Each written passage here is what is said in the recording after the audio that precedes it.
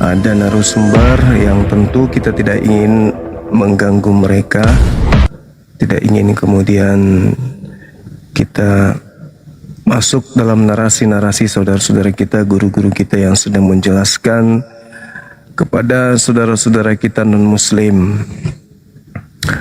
Maka saya berpikir, ya gimana kalau kita buka komal sendiri, meskipun ya kemungkinan seperti biasa teman-teman non itu tidak akan segencar naik di komal-komal yang lain, gitu ya teman-teman sekalian. Karena kebanyakan dari saudara non-muslim itu biasanya di komal-komal yang aktif untuk berdialog atau berdiskusi. Tapi nggak apa-apa kita aktifkan sekali-sekali lagi komal ini. Mudah-mudahan ada dari saudara kita non-muslim yang mau naik. Kita berdiskusi tentu tujuannya adalah untuk edukasi, bukan untuk saling menghujat satu sama yang lain. Silakan teman-teman sekalian di tap-tap layarnya. Mana tahu ada saudara kita yang ingin berdiskusi atau belajar lebih jauh tentang kitab mereka yang tentu jarang untuk mereka pelajari secara maksimal. Mereka kebanyakan mengandalkan guru-guru mereka yang mengajar mereka. Untuk itu, ya pada malam hari ini kita berharap mudah-mudahan ada dari saudara kita yang berminat untuk naik ke sini. Tentu kita akan mengajak saudara muslim yang ingin menjadi moderator untuk menaikkan saudara-saudara kita non-muslim. Ya teman-teman ya. Namun sebelumnya kita tuliskan tema dulu. Temanya apa bagus ya teman-teman? Bernyanyi bersama gitu. Jangan bernyanyi ya. Cuman kalau biasa kita buka komal ini kebanyakan muslim yang naik kan gitu ya. Benar kan? Kebanyakan teman-teman kita yang muslim yang minta naik.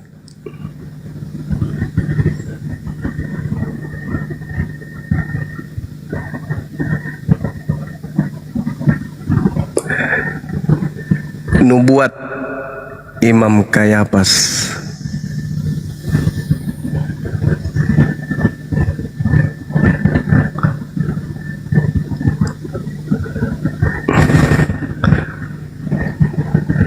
Oke. Nah gitu. Silakan teman-teman, suaranya kedengaran gak? Yang di YouTube kedengaran gak? Bagus gak kedengaran suaranya? Mudah-mudahan tidak gangguan ya. Jaringan kita mudah-mudahan stabil ya teman-teman.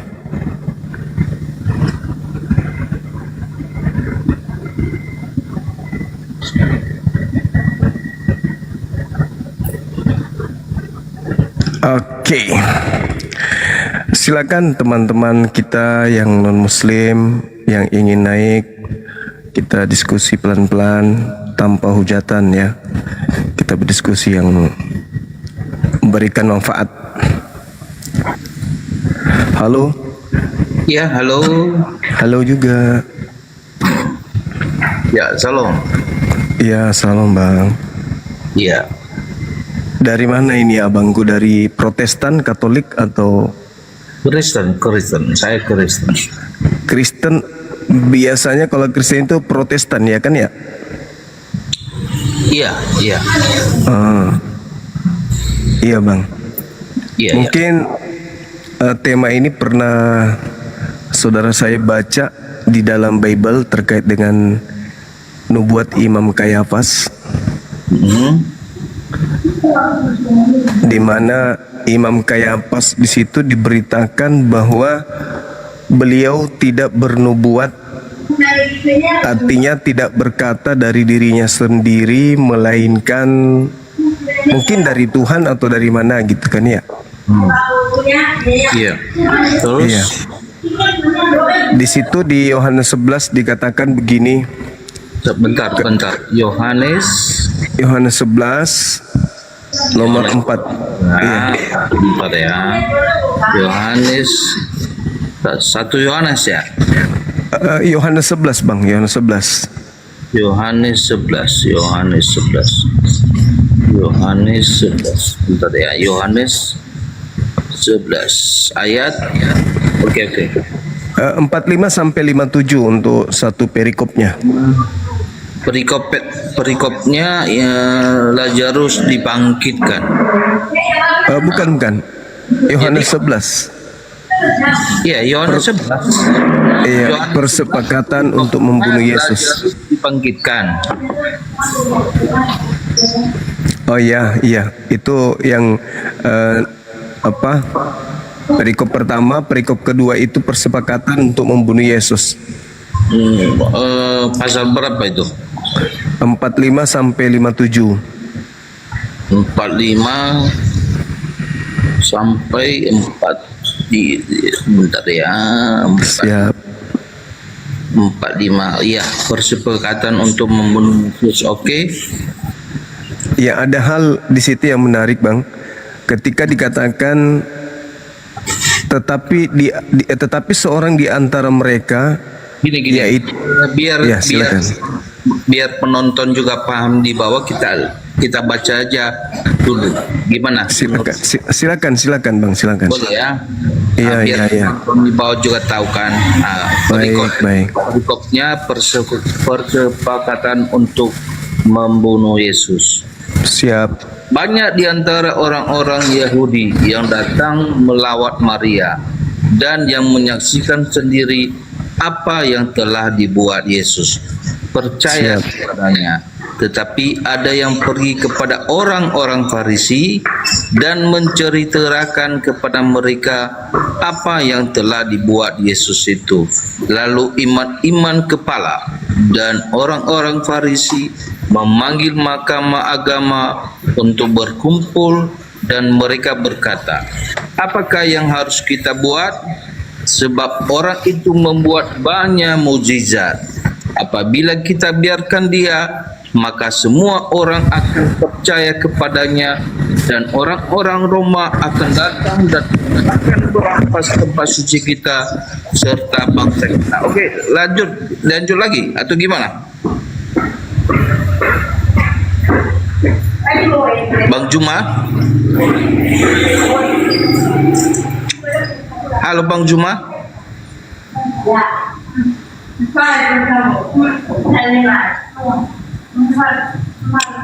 Halo Bang Juma.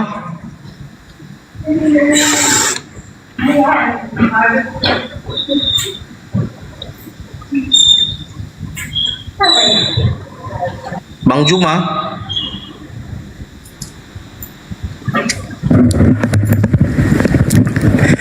Iya, lanjut. Oke Bang, lanjut sampai. Iya. Tetapi seorang di antara mereka yaitu Kayafas, imam besar pada tahun itu berkata kepada mereka, kamu tidak tahu apa-apa dan kamu tidak insaf bahwa lebih berguna bagimu jika satu orang mati untuk bangsa kita daripada seluruh bangsa kita ini binasa. Iya. Jadi di situ Imam Kayafas bernubuat, tetapi seorang di antara mereka yaitu Kayafas, imam besar pada tahun itu berkata kepada mereka, kamu tidak tahu apa-apa dan kamu tidak insaf bahwa lebih berguna bagi kamu jika satu orang mati, maksudnya Yesus, untuk bangsa kita daripada seluruh bangsa kita ini binasa. Hal itu Kayafas katakan bukan dari dirinya sendiri. Nah, ini yang ingin saya tahu sebagai seorang Muslim kepada saudara saya Kristen. Kalau Kayafas itu tidak berbicara dari dirinya sendiri, lalu dari mana lagi? Apakah ilham, wahyu, atau ada semacam hikmah yang diberikan oleh Tuhan kepada dia atau gimana, Bang? Nah, jadi sepengetahuan saya ya, dia itu bernubuat. Artinya bernubuat itu bahwa sudah terjadi, ada sebuah apanya sebelumnya, ada pesan, ada sebuah yang diyakinkan kepada dia bahwa ini akan terjadi ke depan, dan mungkin itu yang disampaikan oleh Imam Kayafas kepada orang Yahudi saat itu. Nah, itulah menurut iman saya dan menurut yang saya pahami dari cerita dari persepakatan untuk membunuh Yesus. Jadi Iman Kayafas di sini sebenarnya udah tahu bahwa ada nubuat tentang hal demikian. Begitu Bang Juma. Ya, jadi hal ini dikatakannya bukan dari dirinya sendiri, tetapi sebagai imam besar pada tahun itu ia bernubuat bahwa Yesus akan mati untuk bangsa ini, untuk bangsa itu. Ya. Artinya nubuatan Kayafas ini itu dari Tuhan atau dari mana, Bang? Ya, namanya imam kan. Imam itu dia itu kan apanya, imam orang Yahudi. Jadi imam agama Yahudi. Jadi dia itu sama seperti Nabi Musa. Dia menyampaikan sebuah pesan dari Tuhan. Begitu juga begitu juga Imam Kayafas. Jadi sepertilah Nabi Musa, dia menyampaikan nubuatan Tuhan, dan Musa saat itu juga bertanya kepada Tuhan, bagaimana saya meyakinkan orang Yahudi Tuhan, bagaimana saya meyakinkan orang Israel. Nah, Tuhan katakan, coba lempar tongkatmu ke apa yang kamu pegang itu Musa, coba tempat ke tanah. Nah, tiba-tiba tongkatnya berubah jadi ular. Nah, jadi Tuhan tidak serta-merta langsung menampakkan diri kepada manusia, tetapi dia audible atau lewat suatu pesan, dan buatlah kepada siapa itu namanya Raja Mesir saat itu untuk bisa membebaskan orang Israel. Jadi Iman Kayafas itu sama seperti Musa menyampaikan pesan kepada orang Yahudi, tapi kan namanya juga orang Yahudi ya, sama keras kepala, dan mereka tidak percaya apapun nubuat-nubuat yang dikatakan oleh imam-imam mereka sendiri. Dan itulah kita juga tahu ya, orang Yahudi itu salah satu orang Israel. Mungkin sampai saat ini mereka mengalami perang terus, karena mereka dalam hati mereka itu masih menanti-nantikan ya namanya Mesias itu. Tapi ya itu kan urusan agama orang Yahudi. Jadi ini urusan gitu Bang Juma. Oh baik, berarti Kayafas ini bernubuat atas petunjuk Tuhan bahwa Yesus itu mati untuk membebaskan bangsa Israel dari perampasan tempat suci dan bangsa Israel dari Roma ya Bang ya? Enggak lah. Di situ kan gini, orang Yahudi ketakutan terhadap apa yang diperbuat Yesus.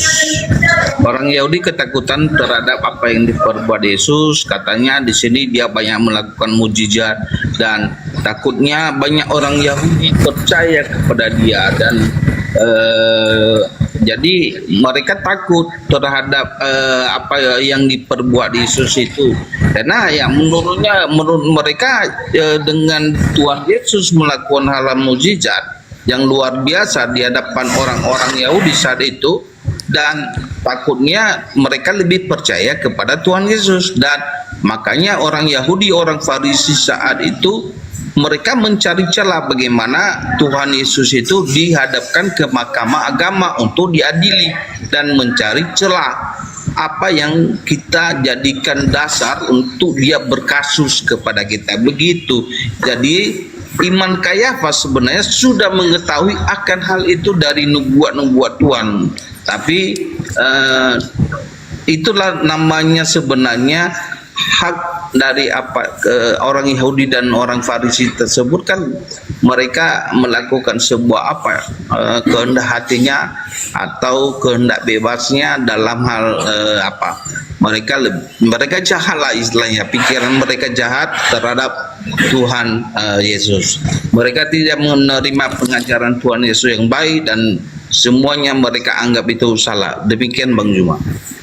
Ya, artinya dapat disimpulkan bahwa mereka orang-orang Yahudi bersepakat membunuh Yesus itu karena mereka takut bangsa mereka dirampas Romawi.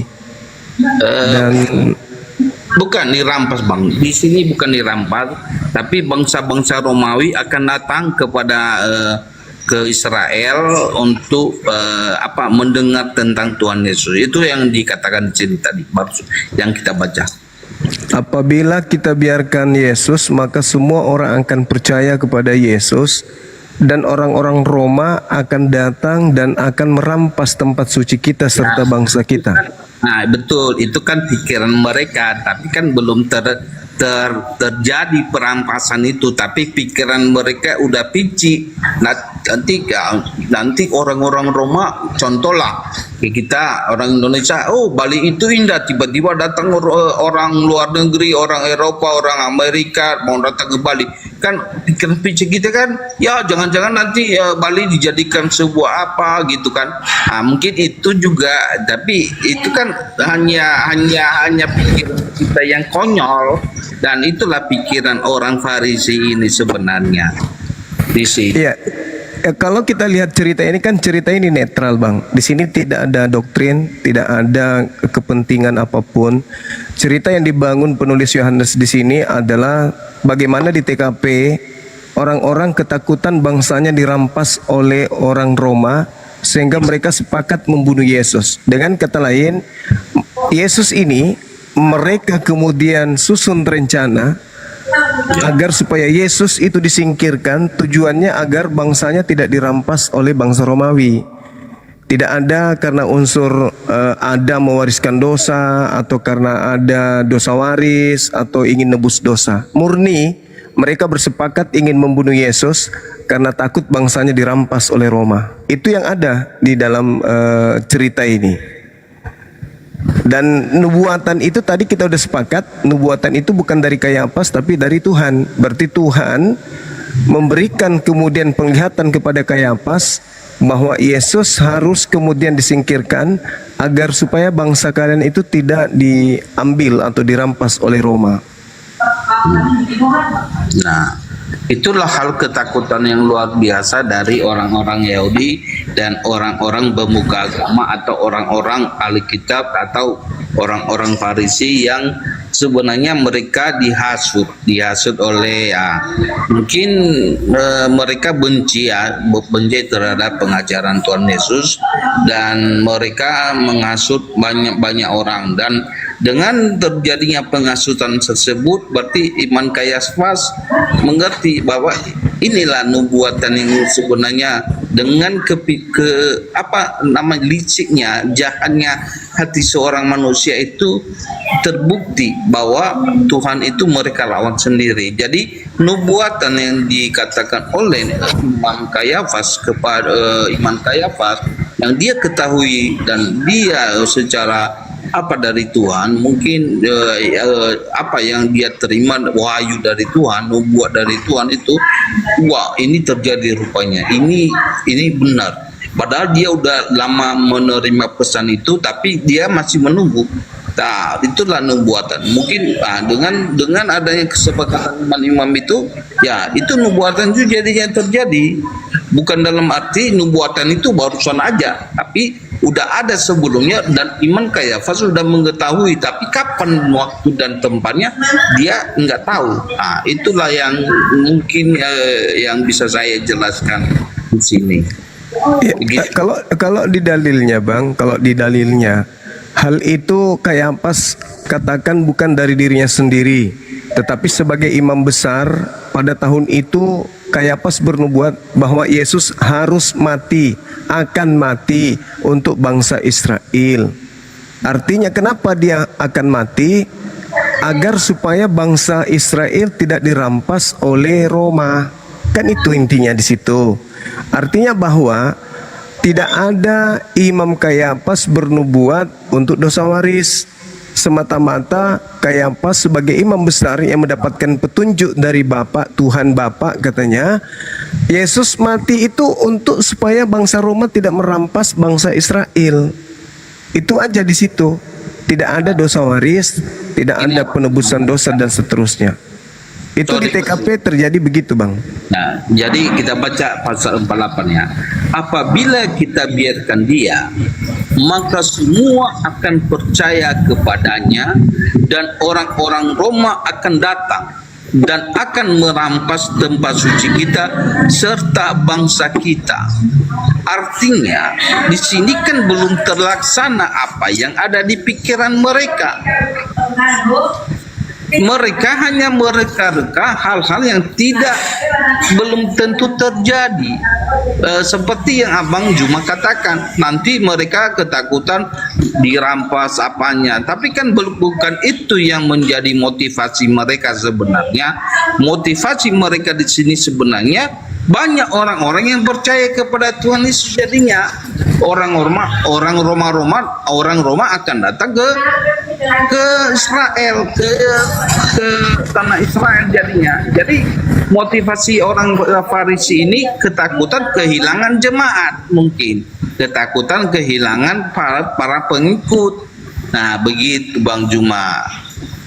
Iya, artinya bahwa rangkaian keadaan yang diceritakan kemudian dalam Yohanes 11 ini, tak ada sedikit pun pada TKP indikasi orang-orang Yahudi, dalam hal ini ahli Torah, imam kepala, mahkamah agama, dan juga termasuk imam besar Kayafas membunuh Yesus itu karena dosa waris. Itu karena mereka ingin dibebaskan dari hukum Torah, atau mereka ingin melepaskan kutuk dari Gan Eden. Itu nggak ada, Bang. Kalau kita berbicara dosa waris kan beda lagi konteksnya, kita bicara dosa waris di sini. Nah, iya, maksud saya gini, saudara, kami Kristen itu diajarkan Yesus itu mati untuk nebus dosa. Padahal di TKP itu nggak ada. Yesus dinubuatkan ingin dibunuh oleh tuan rumah, oleh umatnya sendiri, karena umatnya takut bangsanya dirampas bangsa Roma, titik. Tidak ada unsur dosa waris, menebus dosa, pengganti domba, dan seterusnya. Itu nggak ada tertulis dalam Yohanes 11 ini. Latar belakang orang Yahudi ingin membunuh Yesus itu apa? Ternyata setelah kita baca latar belakangnya justru karena faktor geopolitik, bukan karena apa yang digaungkan di gereja gitu loh, Bang. Geopolitik. Ya, bahwa kalau kita membiarkan Yesus bermukjizat, orang Yahudi akan semakin banyak percaya, dan kalau itu terjadi tak ada yang bayar pajak. Maka bangsa Roma akan datang merampas bangsa kita, itu loh, Bang. Jadi nggak ada dosa waris, melepaskan orang-orang dari kutuk Torah, menebus dari dosa, itu nggak ada. Latar belakang kejadian itu loh yang tercatat dan menceritakan seperti itu. Nah, itu kan beda. Itu saya katakan tadi. Di sini kita bukan berbicara dosa waris. Kalau kita berbicara dosa waris dari tadi, kita hanya bicara nubuat iman Kayafas. Nubuat iman Kayafas itu dia juga tidak berbicara di sini tentang dosa waris. Mungkin di ayat lain ada tentang dosa waris yang memang dijatuhkan kepada Tuhan Yesus. Tuhan Yesus itu bisa dikatakan sebagai dalam iman kami ya, dia itu jadi Adam yang kedua. Adam yang pertama jatuh dalam dosa. Jadi Tuhan Yesus itu sebenarnya dalam iman kami, dia itu adalah firman yang jadi manusia. Jadi ia itu melakukan segala kehendak Bapa dan melakukan apa yang diperintahkan Bapa, dan dia tidak melakukan sedikit pun dosa, dan dia tidak melakukan apa yang menjadi kehendak dunia ini. Jadi ya dia itu istilahnya apa yang diperintahkan Bapa itu kepada dia, dia siap untuk apa? Dia tidak lari dari segala apa. Jadi dia itu seperti Adam yang pertama, dia itu melanggar perintah Tuhan. Jadi kita tahu ya, Adam itu jatuh dalam dosa. Kenapa kok bisa? Jadi sebenarnya dalam iman kami ya, sebenarnya kita manusia itu tidak akan jatuh dalam dosa kalau tidak Adam dan Hawa itu tidak melakukan dosa. Maka kita seperti malaikat-malaikat di surga sampai detik ini. Tapi karena Adam dan Hawa jatuh dalam dosa, maka dosa waris yang mereka lakukan itu terjadilah sampai kepada kita saat ini. Itulah yang kami imani. Nah, jadi Tuhan Yesus datang ke dunia sebagai Adam kedua. Dia menebus segala apa yang terjadi tersebut, dosa-dosa tersebut. Dia pikul dalam penyaliban, dalam hal pembunuhan yang dilakukan kepada dia. Jadi itulah yang kami imani. Jadi kenapa dikatakan ada dosa waris? Karena dari awal Adam dan Hawa itu sudah jatuh dalam dosa. Itulah dosa yang kita wariskan. Bukan artinya ada mohon maaf Bang, ada yang bilang orang yang anak yang baru lahir aja langsung berdosa. Enggak Pak, tapi setelah dia besar nantinya pasti akan berdosa, dan dia sudah mewarisi sifat-sifat daripada manusia itu. Apa sifat-sifat manusia itu? Dendam, dengki, benci,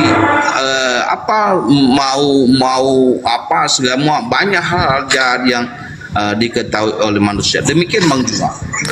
Iya, pada intinya apa yang saudara saya paparkan ini itu tidak ada menjadi latar belakang penyebab mereka orang Yahudi ingin membunuh Yesus. Itu doktrin dogma yang muncul belakangan yang dicocok-cocokkan supaya orang-orang di luar Yahudi bisa menerima si Kristus ini. Karena abang sendiri, saudara saya sendiri yang membaca dari Yohanes 1 ini, persepakatan untuk membunuh Yesus itu bukan didasari oleh dosa waris, menebus dosa, kutukan di Gan Eden. Itu enggak ada itu. Itu hanyalah buatan yang muncul belakangan. Karena yang tahu kenapa Yesus mereka ingin bunuh adalah mereka para pelaku. Adakah para pelaku ingin membunuh Yesus karena dosa waris? Tak ada. Adakah para pelaku bersepakat membunuh Yesus karena nebus dosa? Tak ada. Adakah mereka sepakat membunuh Yesus untuk membebaskan mereka dari kutuk hukum Taurat? Tak ada. Itu semua adalah buatan yang muncul setelahnya. Artinya cuma sosok ajaran, sebuah ajaran maksud saya, yang cakupannya hanyalah fitnah terhadap Yesus. Nah, saudara saya, ketika Kayapas bernubuat, itu nubuatannya Yesus harus mati untuk bangsa itu, bangsa Israel, bukan untuk yang lain. Itu nubuat, dan kita sudah sepakat bahwa nubuatannya ini bukan dari dirinya sendiri, melainkan dari Tuhan. Petunjuk dari Tuhan bahwa Yesus harus mati untuk bangsa Israel. Berarti bukan untuk yang lain. Dan kematiannya itu juga bukan karena dosa waris, tetapi karena ketakutannya bangsa Israel untuk bangsanya jangan sampai dirampas oleh bangsa Romawi. Itu aja. Kalau itu nubuat dari Tuhan yang disampaikan oleh Kayapas, maka kita tidak punya hak mengintervensi nubuat itu seakan-akan itu untuk dosa waris, itu untuk nebus dosa. Tidak boleh diintervensi karena itu nubuat dari Tuhan semata-mata untuk membebaskan bangsa Israel dari perampasan oleh bangsa Romawi. Seperti itu, Bang. Jadi kan itu kan narasi yang abang sampaikan kepada saya, itu kan versi abang. Itu yang ada di tertulis, Bang, yang tertulis. Iya, ada ayat kitab suci tadi yang kita baca udah tertulis dalam kita memang. Tapi kan apakah abang kan menarasikan apanya ini ayat-ayat ini? Bang Juma menarasikan kan? Bang Juma sendiri bukan secara alkitabiah Bang Juma menarasikannya, sedangkan saya orang Kristen, narasi tentang bahwa itu sebenarnya disampaikan, dinubuatkan beberapa, bukan hanya Nabi dan Nabi Yeremia, ada di kitab Mazmur, ada di kitab ini tentang nubuat bahwa Tuhan Yesus akan mengalami sebuah sebuah proses penyaliban nantinya, sebuah proses penebusan dosa kepada seluruh manusia di dunia ini. Nah, itu ada nubuatnya. Jadi kami mengimani itu dan kami percaya hal demikian. Nah, kalau Bang Juma menarasikan bahwa tadi itu tidak benar, itu haknya Bang Juma, karena Bang Juma juga nggak percaya terhadap iman Kristen. Tapi kalau kami orang Kristen itu percaya bahwa baik Bang, baik. Nah, begitu Bang Juma. Baik, berarti iman Kristen ini tidak dilatar belakangi oleh keadaan di TKP, tetapi iman Kristen ini adalah dibuat-buat sendiri ya Bang ya? Maksudnya dibuat-buat sendiri gimana? Karena orang Yahudi membunuh Yesus itu bukan karena iman Kristen, ingin membebaskan dosa dunia lah, dosa waris lah, membebaskan dari kutu hukum Torah lah. Semata-mata Yesus itu ingin dibunuh abangku karena itu yang tertulis di Bible. Mereka tidak ingin bangsanya dirampas Romawi, titik. Nggak ada itu dosa waris, tebus dosa lah segala macam. Itu kan dari Kristen kan Bang ya? Nggak ada dari iman Kayapas, nggak ada kan? Jadi gini Bang, Kristen itu sebenarnya kalau abang jangan dicampur baurkan A dan B. Nah, Kristen itu lahir setelah Yesus itu sudah tidak ada. Nah, berarti benar. Pengikut. Berarti betul lah Bangku. Udah jelas ini. Udah jelas bahwa Kristen membuat nubuatan sendiri, karangan sendiri, sedangkan kejadian di TKP orang Yahudi yang melakukan eksekusi mati terhadap Yesus itu mendapatkan ilham dari Tuhan mereka bahwa Yesus mati agar bangsa mereka tidak dirampas Roma. Itu aja. Kita kan bicara Kristen, abang harus pisahkan dulu orang Kristen. Seperti saya ya, orang Kristen. Nah, saya baru percaya, saya mengimani, oh iya ya, betul. Begini alurnya. Orang nabi-nabi terdahulu bernubuat.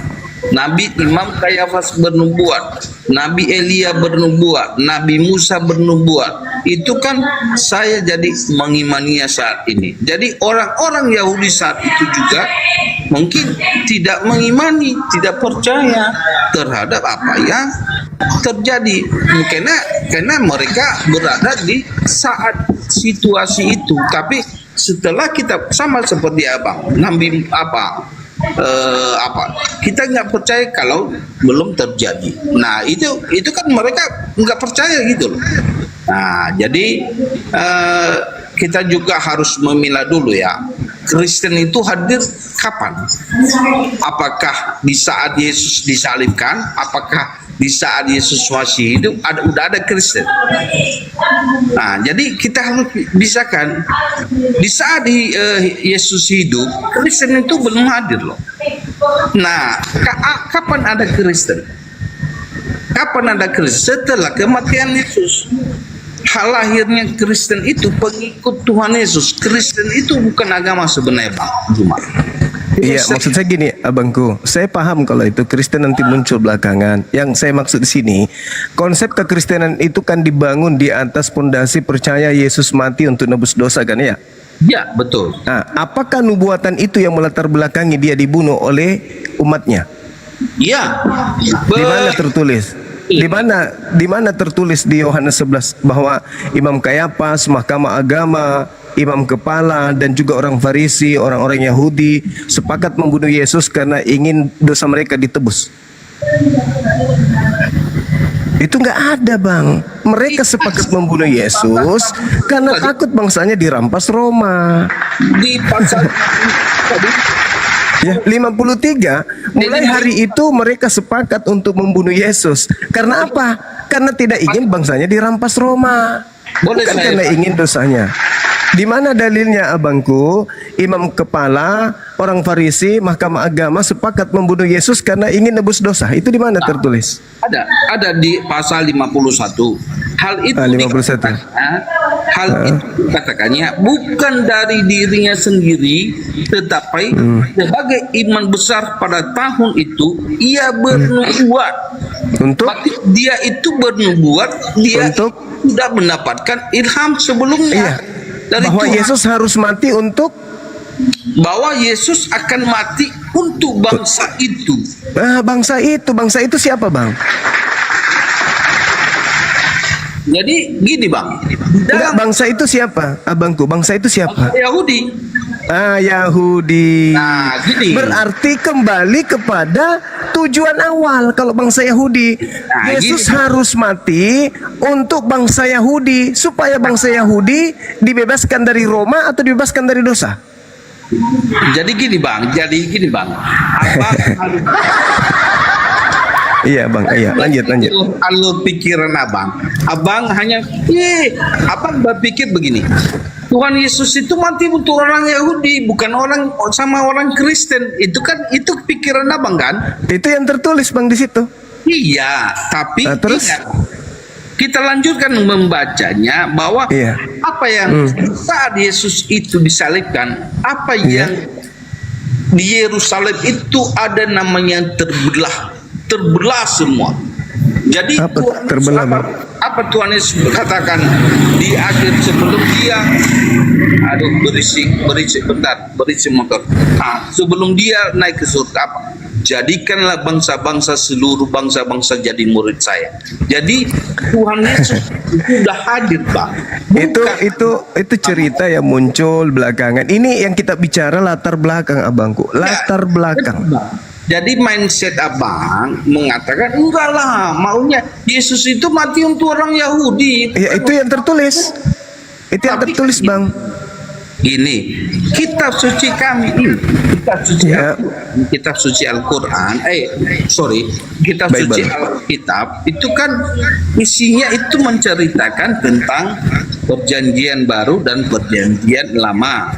Perjanjian lama dan perjanjian baru juga berisi tentang orang Yahudi. Tetapi di dalam perjanjian baru semua sudah diperbaharui oleh Tuhan Yesus. Ini dia datang bukan lagi hanya untuk orang Yahudi, tapi dia datang untuk seluruh. Itu yang keluar dari kubur abangku. Ini yang kita bicara, yang bicarakan ini latar belakang pembunuhan Yesus bang. Latar belakang pembunuhan Yesus itu karena bangsa Romawi takut bangsanya dirampas Roma, bukan dosa waris. Wah. Betul? Jadi gini, dan Betul, Bang. lagi ke dosa waris. Tadi saya sudah Iya. masalah Iya, dosa. karena Kristen kan mengajarkan Yesus disalib untuk menebus dosa Kristen. Kan Iya. itu. Sementara Yesus disalib untuk membebaskan Roma dari Yahudi dari bangsa Roma. Mana yang betul?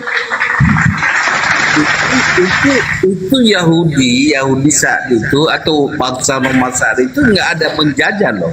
Dikatakan di dalam ayat ini, tapi takutnya bangsa-bangsa Roma percaya kepada Tuhan Yesus dan mereka akan datang ke sini dan mereka merampas milik kita, sama seperti kita tadi nanti orang-orang Rusia datang ke Bali, orang-orang Eropa, orang Jerman datang ke Bali berwisata, mereka merampas mengapain tanah-tanah di Bali. Tapi kan nggak terjadi demikian, kita kan mendapatkan visa malahan. Tapi orang-orang Farisi tersebut otak mereka itu pici, saya bilang tadi pici, jahat terhadap Tuhan Yesus. Jadi begitulah menafsirkan hal demikian Bang Juma. Bukan bukan dalam arti oke. Kita kerucutkan abangku, kita kerucutkan. Orang Yahudi dipimpin oleh imam besar mereka Kayafas ingin membunuh Yesus karena agar mereka bebas dari penjajahan Roma atau perampasan tempat suci dari bangsa Roma, atau ingin dibebaskan dari dosa. Nah, itulah aku bilang tadi Bang Juma. Itu hanya sebuah pemikiran mereka. belum terjadi penjajahan. Lah kan mereka di bawah tekanan Romawi, Bang.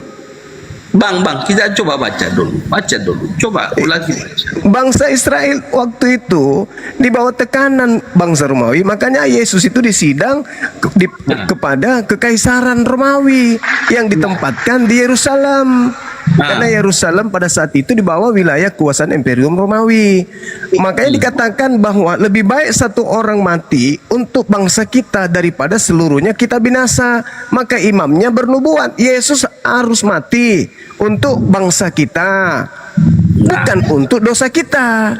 Nah, pertanyaannya, Bang, supaya tidak ambigu, Yesus dinubuatkan mati untuk bangsa Israel atau untuk dosa?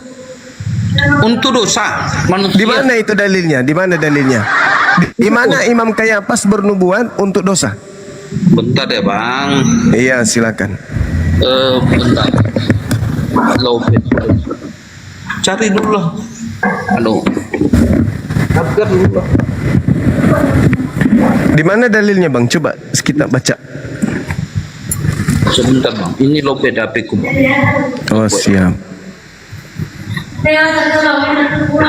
Bentar ya. Aduh. Di Yohanes berapa itu? Di Yohanes apa tadi abang bilang? Di mana Imam Kayafas bernubuat Yesus harus mati? Itu, Bang, bukan itu, bukan abang. Pertanyaan saya, di mana Kayafas bernubuat Yesus harus mati untuk dosa? Di mana? Enggak ada nubuatannya demikian. Enggak ada terdapat nubuatan. Kalau tidak ada nubuatannya demikian, berarti nubuatannya Yesus harus mati untuk bangsa Israel agar bangsanya tidak dirampas Roma. Kan begitu, abangku. Sementara Kristen mengusung Yesus mati disalib untuk dosa. Nah, di mana nubuatannya orang-orang yang ingin membunuh Yesus harus mati untuk dosa itu di mana tertulis? Yesus mati ada di Yohanes itu, Bang. Ada di Yohanes mengenai bentar ya. Ini loh, dan siang. Bentar, Bang. Bentar. Aduh.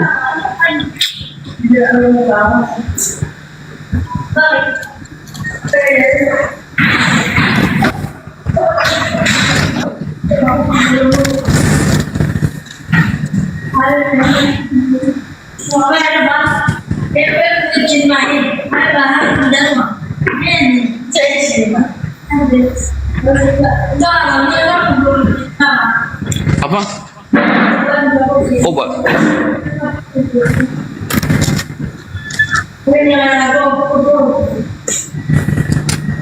Gimana, Mak? Bang, bentar dulu, Bang ya. Boleh, Bang, boleh. Ini mama lagi sakit ini. Oh, siap. Fokus sama orang tua dulu, Abang. Lagi sakit, lagi minta obat dia. Oh, baik. Nanti boleh kita lanjutkan nanti. Boleh, Abang, boleh. Saya tunggu Ini Abang. mama lagi sakit. Ini mama lagi sakit. Siap. Saya doakan semoga mama cepat sembuh, Abang juga cepat sembuh. Minta obat. Siap. Nah, boleh kita lanjut nanti ya, Bang? Iya. Thank you, Bang. Ya. Salam kenal, Abang. Oke, sip.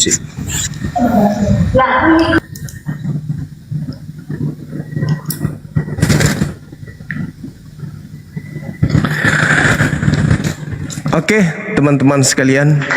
Jadi satu percobaan kepada saudara kita yang baik hati, Abang siapa namanya? Karupu apa? Karupu. Lupa tadi saya baca nama. Karupu atau apa tadi namanya? Thank you.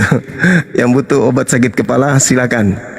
Yang pusing mendengarkan penjelasan tadi silakan pesan di nomor 1111111 akan saya balas segera ya.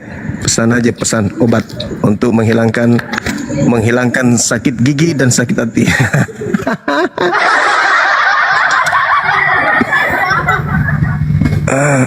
Ada yang naik nih.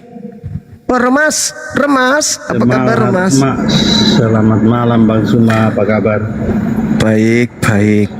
Malam juga. Bang Suma, kenapa saat diskusi sama orang awam kok nyaman sekali, lama sekali? Giliran sama saya kok nggak lama-lama ya Bang Suma? Kenapa? Kenapa Bang Suma? Gak apa-apa.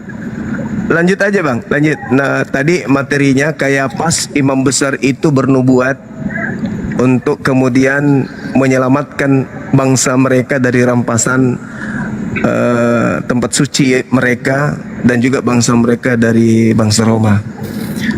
Dan ternyata imam kepala Mahkamah Agama, ahli Taurat, dan juga imam besarnya, pemimpinnya beserta dengan orang Farisi itu tidak ada kemudian bernubuat bahwa Yesus itu harus mati untuk dosa Kristen.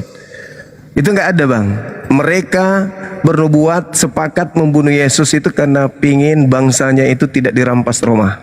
Dan ingat, Kayapas bernubuat itu bukan dari dirinya sendiri, melainkan dari Elohim katanya.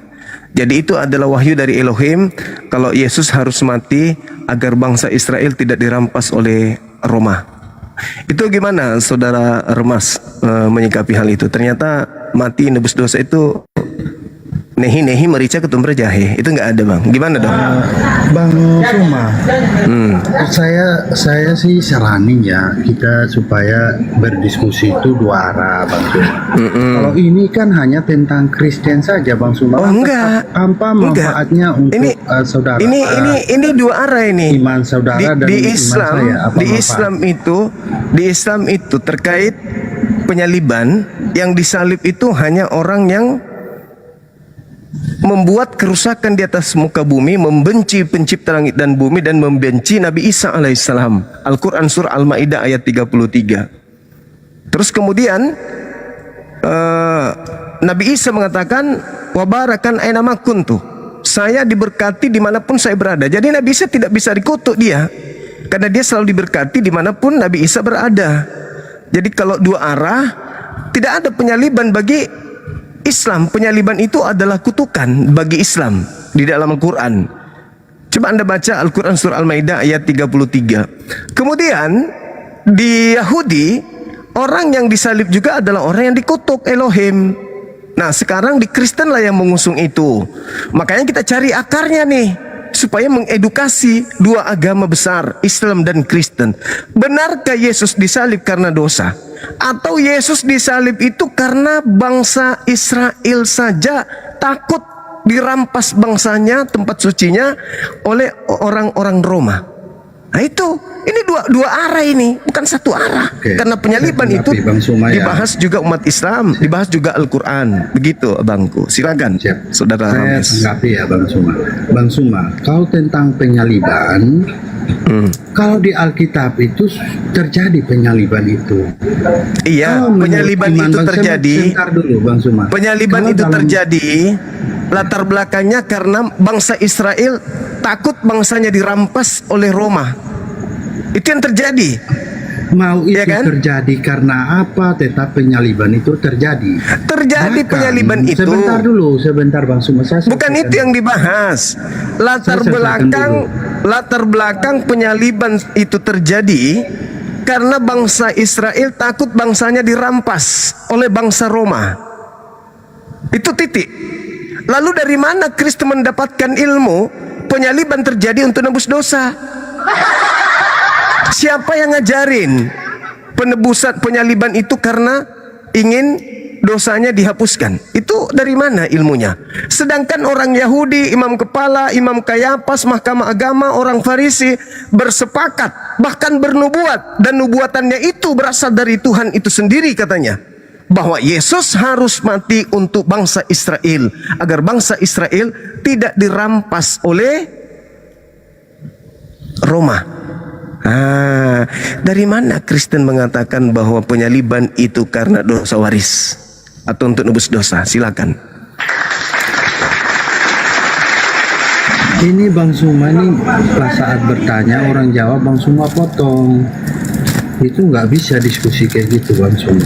Biarkan orang Ya, selesai saya dulu. bertanya tentang sendal. Tadi Anda sama jelaskan tentang kemiri. Nggak Saudara yang nyambung. tadi, saudara kayaknya nyaman-nyaman saja tuh. Sama Masih saya nyambung kenapa- tadi itu. Masih kenapa nyambung saya tadi. saat ngomong Tadi Anda- itu masih nyambung. Tadi itu masih nyambung. Kalau Anda tidak nyambung, saya bertanya tentang sendal jepit, Anda jelaskan kemiri. Maka ini solusinya buat Anda ini. Bodrex. Saya tanya, orang-orang Yahudi bersepakat membunuh Yesus berdasarkan Yohanes 11 nomor 45 sampai 57. Di situ ada imam kepala, mahkamah agama, imam-imam. Kemudian ada mahkamah agama juga hadir, orang Farisi juga hadir. Siapa lagi yang tidak hadir? Semua sudah hadir. Bahwa Yesus harus dibunuh agar bangsa mereka lepas dari penjajahan bangsa Romawi. Titik. Muncul pertanyaan, dari mana unsurnya Kristen mengusung sebuah doktrin dogma Yesus harus disalib untuk nebus dosa? Dari mana ilmunya? Sementara Sementara pelaku penyaliban melakukan itu bukan karena dosa, tapi karena takut bangsanya dirampas Roma. Silakan. Silakan. Kita bahas dua arah itu, ketuhanan saja gimana? Tentang ketuhanan gimana maksud? Atau tentang kitab gimana? Anda sudah nyerah? Bukan nyerah. Ya udah, kalau gitu dari mana Kristen mengusung konsep doktrin dogma bahwa Yesus disalib karena dosa waris atau dosa manusia? Silakan. Kau menyusun konsep Bang Suma ini gimana nih Bang Suma? Nyerah dia. Oke, kita naikkan yang lain. Nggak nyerah. Ya, kalau gitu Nggak jawab. nyerah. Kalau gitu jawab, Bang. Jawab. Dari mana Kristen mendapatkan konsep bahwa dosa waris lah yang menyebabkan Yesus disalib?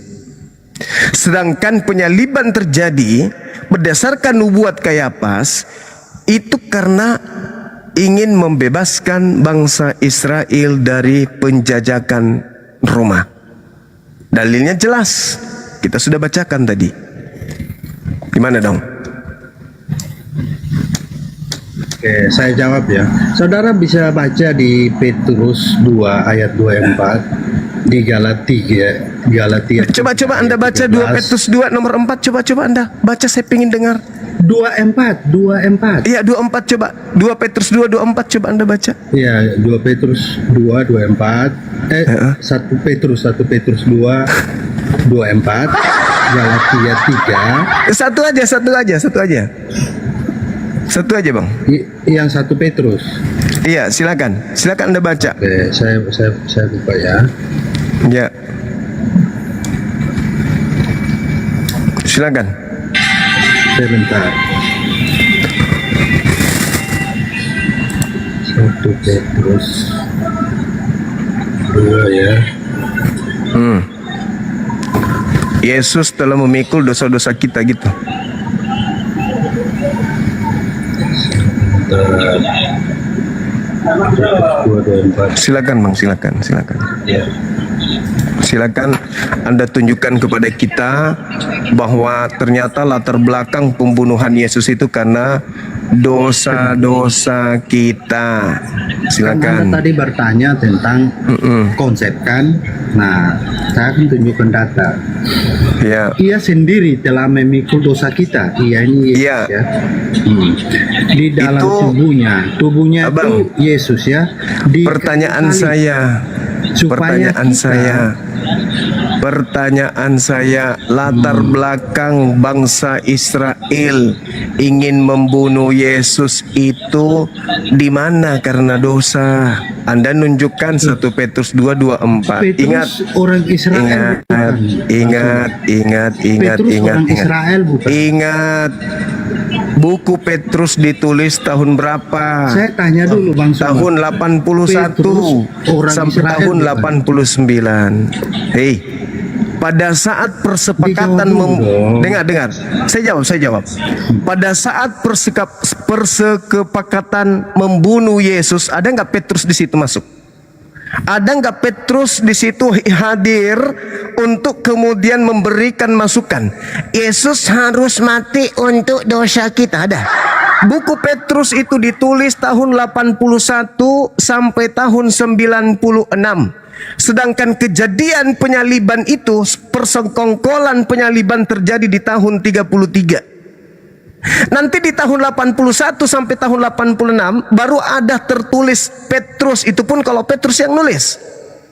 Sekarang yang saya tanya, latar belakang orang-orang Yahudi ingin membunuh Yesus itu apa?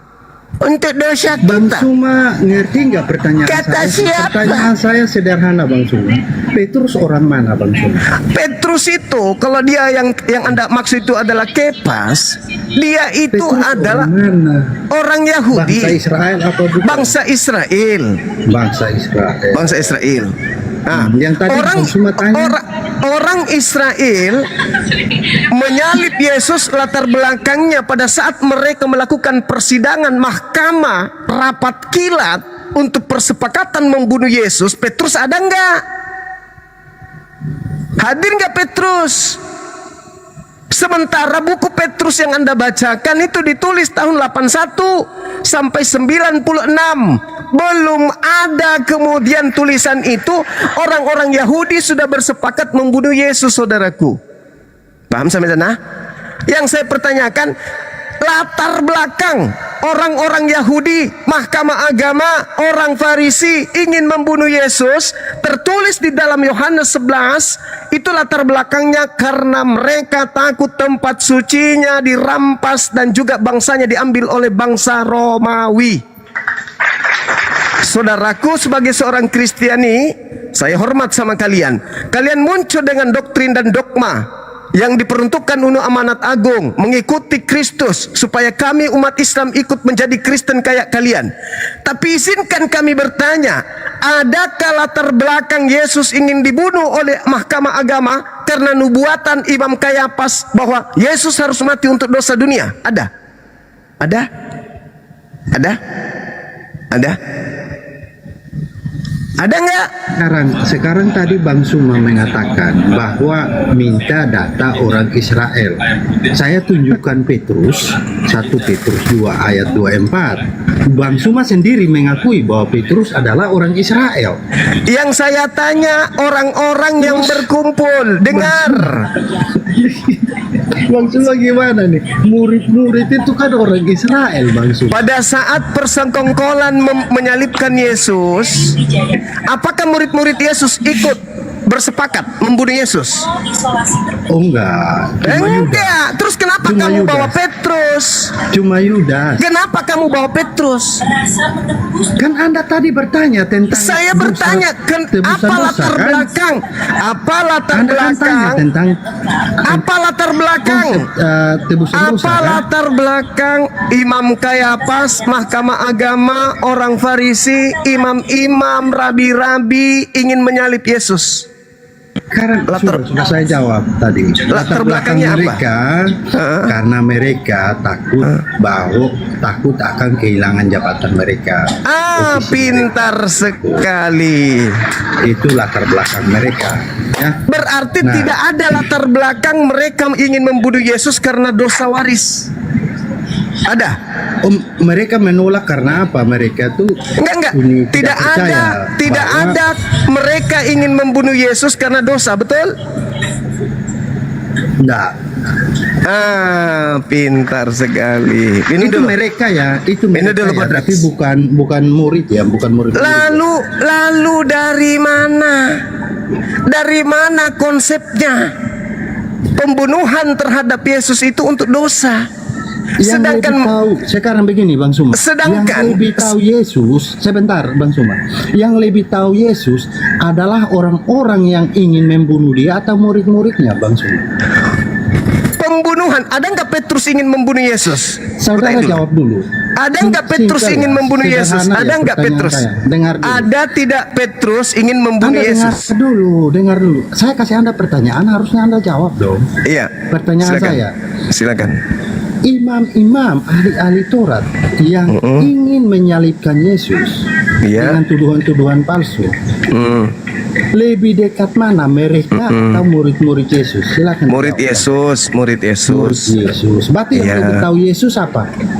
Yang lebih tahu Yesus murid Yesus. Murid Yesus. Nah, murid Yesus mengatakan bahwa ia sendiri telah memikul dosa kita di dalam tubuhnya di kayu salib, supaya kita yang telah mati terhadap dosa, ya, terhadap dosa hidup untuk kebenaran oleh bilur-bilurnya. Ya. Kamu telah sembuh. Sekarang Itu di mana perkataan di muridnya. mana penyaliban itu? Di mana Itu penyaliban perkataan itu? muridnya. Murid Di yang mana lebih dekat. penyaliban itu ingin dilakukan, latar belakangnya itu di mana?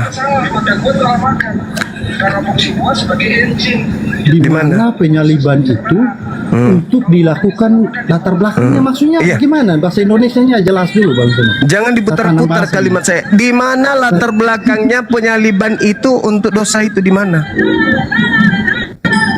Di mana? Di mana latar belakangnya penyaliban itu untuk dosa. Ini kan Iya. perkataan tadi Bang Suma akui. Bang Suma sudah di akui mana? bahwa yang lebih tahu Di mana? Di mana adalah tertulis murid-murid. latar Coba- belakang Kenapa orang-orang Bang Suma diam? Yahudi ingin menyalib Yesus karena dosa, di mana tertulis? Bang Suma, tadi Bang Suma mengatakan, mengakui sendiri dari mulut Bang Suma mengatakan yang lebih tahu tentang Iya, saya sudah jawab itu. adalah Sekarang murid-murid di mana? Yesus. Di mana Sekarang saya murid-murid sepakat? tunjukkan kepada Di mana Bang murid-murid Suma, sepakat di 1 membunuh Petrus Yesus? 2, Di mana? murid yang mau membunuh? Udah ada, Anda istirahat, Anda di bawah. Loh, gimana? Anda di bawah, Anda di bawah. Anda tidak layak diskusi karena Anda tidak menggunakan akal. Anda menggunakan kepercayaan. Kalau Anda menggunakan kepercayaan, ya, nih sisir. Kalau Anda mengatakan ini adalah pisau, Anda akan ngotot ini pisau karena Anda menggunakan bukan logika, bukan akal. Anda menggunakan kepercayaan. Anda percaya ini pisau, maka Anda akan menjelaskan sehebat Anda, melilit lidah Anda untuk mengatakan ini pisau, meskipun ini faktanya adalah sisir. Saya berdialog berdasarkan logika, berdasarkan fakta dalil, berdasarkan fakta sejarah. Anda berdialog menggunakan kepercayaan, iman. Gak nyambung kita. Mending di gereja. Anda ke gereja. Tidak ada murid-murid bersepakat membunuh Yesus karena dosa, nggak ada. Murid bersepakat, di mana tertulis? Tak ada. Yang bersepakat membunuh Yesus, yang punya ide membunuh Yesus, orang Yahudi, imam kepala, mahkamah agama, orang Farisi, ahli Taurat, iblis terlibat juga di situ. Apa yang melatar belakangi mereka ingin membunuh Yesus? Takut bangsanya dirampas, dan itu kita sudah bacakan dalilnya. Bukan karena takut dosa mereka. Sorry Bang Juma. Iya, silakan Bang. Ada iklan lewat tadi, bukan saya lari ya. Tadi Iya. antara Bu sebentar. Jadi saya tadi mau menjawab, mau melunasi utang saya kepada Bang Juma mengenai Oke. apa? Di mana sih terdapat, di ayat mana yang terdapat bahwa Iya. Yesus lahir untuk menebus dosa manusia. Jadi di sini terdapat di dalam 1 Petrus ayat 2 ayat 1 Petrus 2 ayat 24. Ia sendiri telah memikul dosa kita di dalam tubuhnya di kayu salib, supaya kita yang telah mati terhadap dosa hidup untuk kebenaran. Oleh bilur-bilurnya. Abang ngajakku buka kamera ya? Boleh kalau abang ini mau Iya. buka kamera, silakan. Mata saya lagi sakit bang. Oh Kayak- iya, Ini ya. Lagi apa? Jadi habis terpaksa. operasi. Makanya silau jadinya. Iya. Ya jadi, aduh nggak bisa baca Alkitab jadinya bang. Boleh saya tunjuk kamera aja ya? Boleh, boleh. Boleh ya? Boleh bang. Jadi Di situ tadi saya bayar utang, menjawab di mana ayat terdapat bahwa Tuhan Yesus akan menebus dosa-dosa manusia. Di situ. Jadi di situ ada ayatnya di dalam 1 Petrus 2 ayat 24. Di situ tertulis di dalam Alkitab. Jadi demikian Bang Juma. Iya. Tadi saya sudah katakan bahwa buku Petrus itu ditulis di tahun 81 sampai tahun 96. Petrus tidak ada hadir pada saat persepakatan pembunuhan terhadap Yesus. Nubuatan yang ada pada Imam Kayafas yang bukan dari dirinya sendiri, ia berkata, Yesus harus mati untuk bangsa Israel dan untuk menyatukan anak-anak Elohim yang sudah terpecah kemana-mana. Nah, sekarang ketika saya minta dalil, adakah kemudian orang menyalib Yesus itu karena latar belakang dosa? Iya. Nah, di mana orang-orang ingin menyalib Yesus karena latar belakang dosa? Itu di dalam 1 Petrus ayat 2. Jadi Bang Juma 1 Petrus 2 nomor 24 itu doktrin yang muncul belakangan. Kematian Kristus itu untuk dosa. Padahal itu tak ada yang menyebabkan itu, yang itu menjadi indikasi penyebab sampai Yesus disalib. Jadi gini, abang bernarasi seakan-akan abang benar gitu loh. Abang bernarasi, jangan percaya, kalian orang Kristen jangan percaya hal demikian. Nggak boleh kayak gitu Bang Juma. Jadi iman kami percaya. Bagaimana kalau ada orang yang menulis buku sekarang, Yesus disalib itu untuk melunasi utang-utangmu? Bentar. Ya sama aja Bang. Itu doktrin yang muncul belakangan. Yang saya maksud ini, orang-orang yang ingin menyalib Yesus itu karena apa gitu loh. Bang, Petrus itu tertulis dalam kitab novel atau Alkitab? Itu Bible. Nah ya Bible. Udah. Ya kami Anda ngerti Abang ini ngerti TKP enggak? Bentar abangku, sama halnya Bang Juma juga beriman kepada Al-Quran. Begitu juga kami bukan. Iya, tapi itu. Ini berbicara mengenai sejarah Abang. Latar belakang pembunuhan Yesus itu adakah karena dosa atau karena takut bangsa mereka dirampas Roma? Dilatar belakangi oleh dosa. Di mana dalilnya mereka membunuh Yesus karena dosa? Ini dia sendiri telah memikul dosa kita. Itu Petrus ada nggak di situ? Bernubuat dan bercerita Yesus harus mati untuk dosa kita. Ada nggak Petrus? Ini bangku, ini tertulis, makanya aku bilang tadi, ini bukan tertulis di dalam novel. Ini tertulis di dalam Alkitab kami, di dalam iman kami. Iya, saya mengerti Bang, mengerti banget. Ya. Tapi itu cerita yang dibangun belakangan. Nah, sementara pelaku penyaliban itu, mereka menyalibkan Yesus bukan karena dosa, tapi karena takut bangsanya dirampas Roma. Itu versi abang. Itu versi yang terjadi di TKP. Aduh.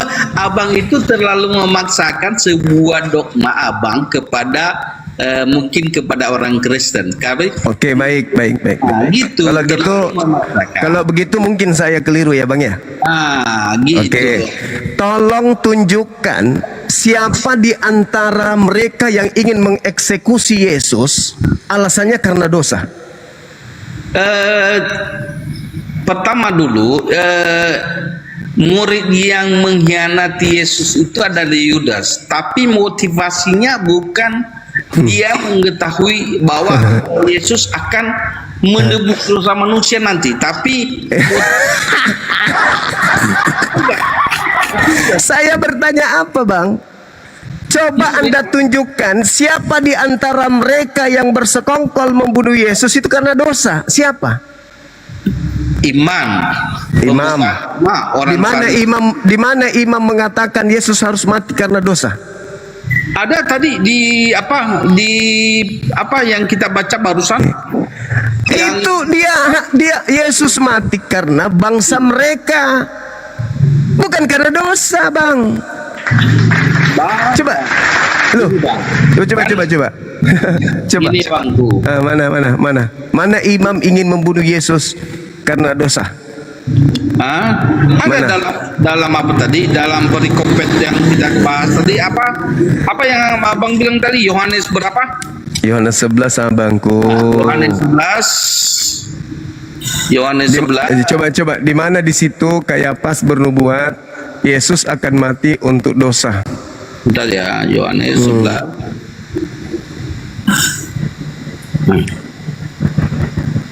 Ada kan? Ini Nggak ada. Bentar. Saya lagi buka Alkitab saya. Bentar. Ini persepakatan untuk membunuh Yesus. Banyak yang melawat Maria. Nah ini dia. Tetapi ada yang pergi kepada orang-orang Farisi dan menceritakan kepada mereka apa yang telah dibuat Yesus itu. Lalu imam-imam, siapa imam-imam itu? Siapa? Imam-imam. Kenapa imam-imam, Abang? Kenapa dia imam-imam? Para ahli-ahli Taurat tersebut. Kenapa dia? Farisi tersebut. Kenapa mereka, Bang? Mengkhianati Yesus. Itu yang orang ingin mencelakai Yesus. Iya, kenapa dia? Apa latar belakangnya mereka ingin mencelakai Yesus? Iya, sama dengan hal apa keinginan mereka tadi itu apa? Karena apa? Takut, ketakutan, kehilangan apa mereka? Mungkin ya bisa mungkin? jabatan mereka yang Aduh, parah ini orang. mereka takuti. Di mana mereka ingin membunuh Yesus karena dosa ada? Tadi kan udah kita baca 1 Petrus 2 ayat 24. Ada Petrus di situ ingin membunuh Yesus.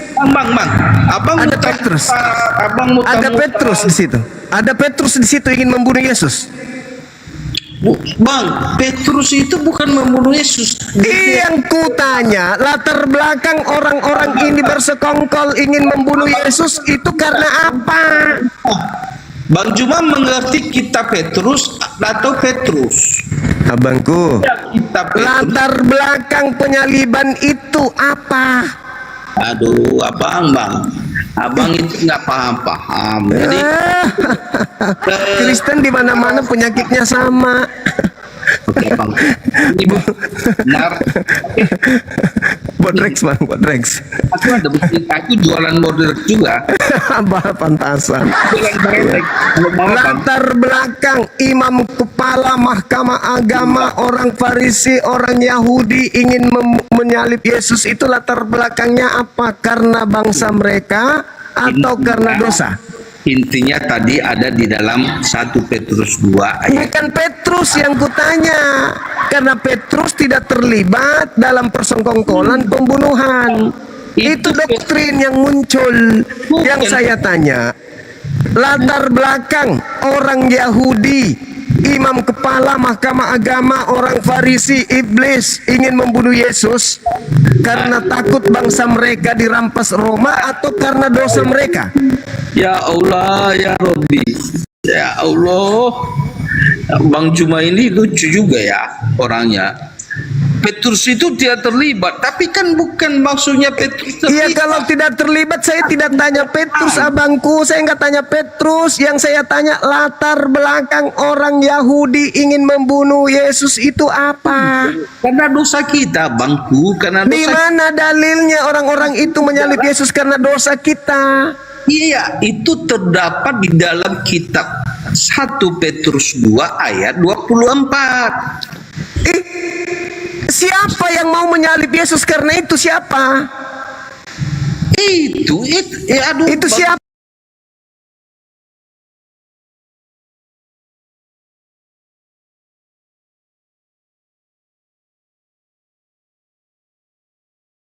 kan sebuah memaksakan Petrus masuk sebagai eksekutor. Abang yang memaksakan Petrus masuk sebagai eksekutor. Ya.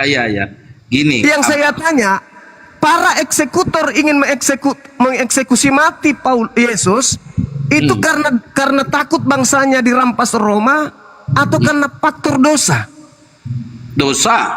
Mana dalilnya? Ada di dalam 1 Petrus 2 ayat. Dalilnya di situ. Petrus 2 ayat 24, Bang.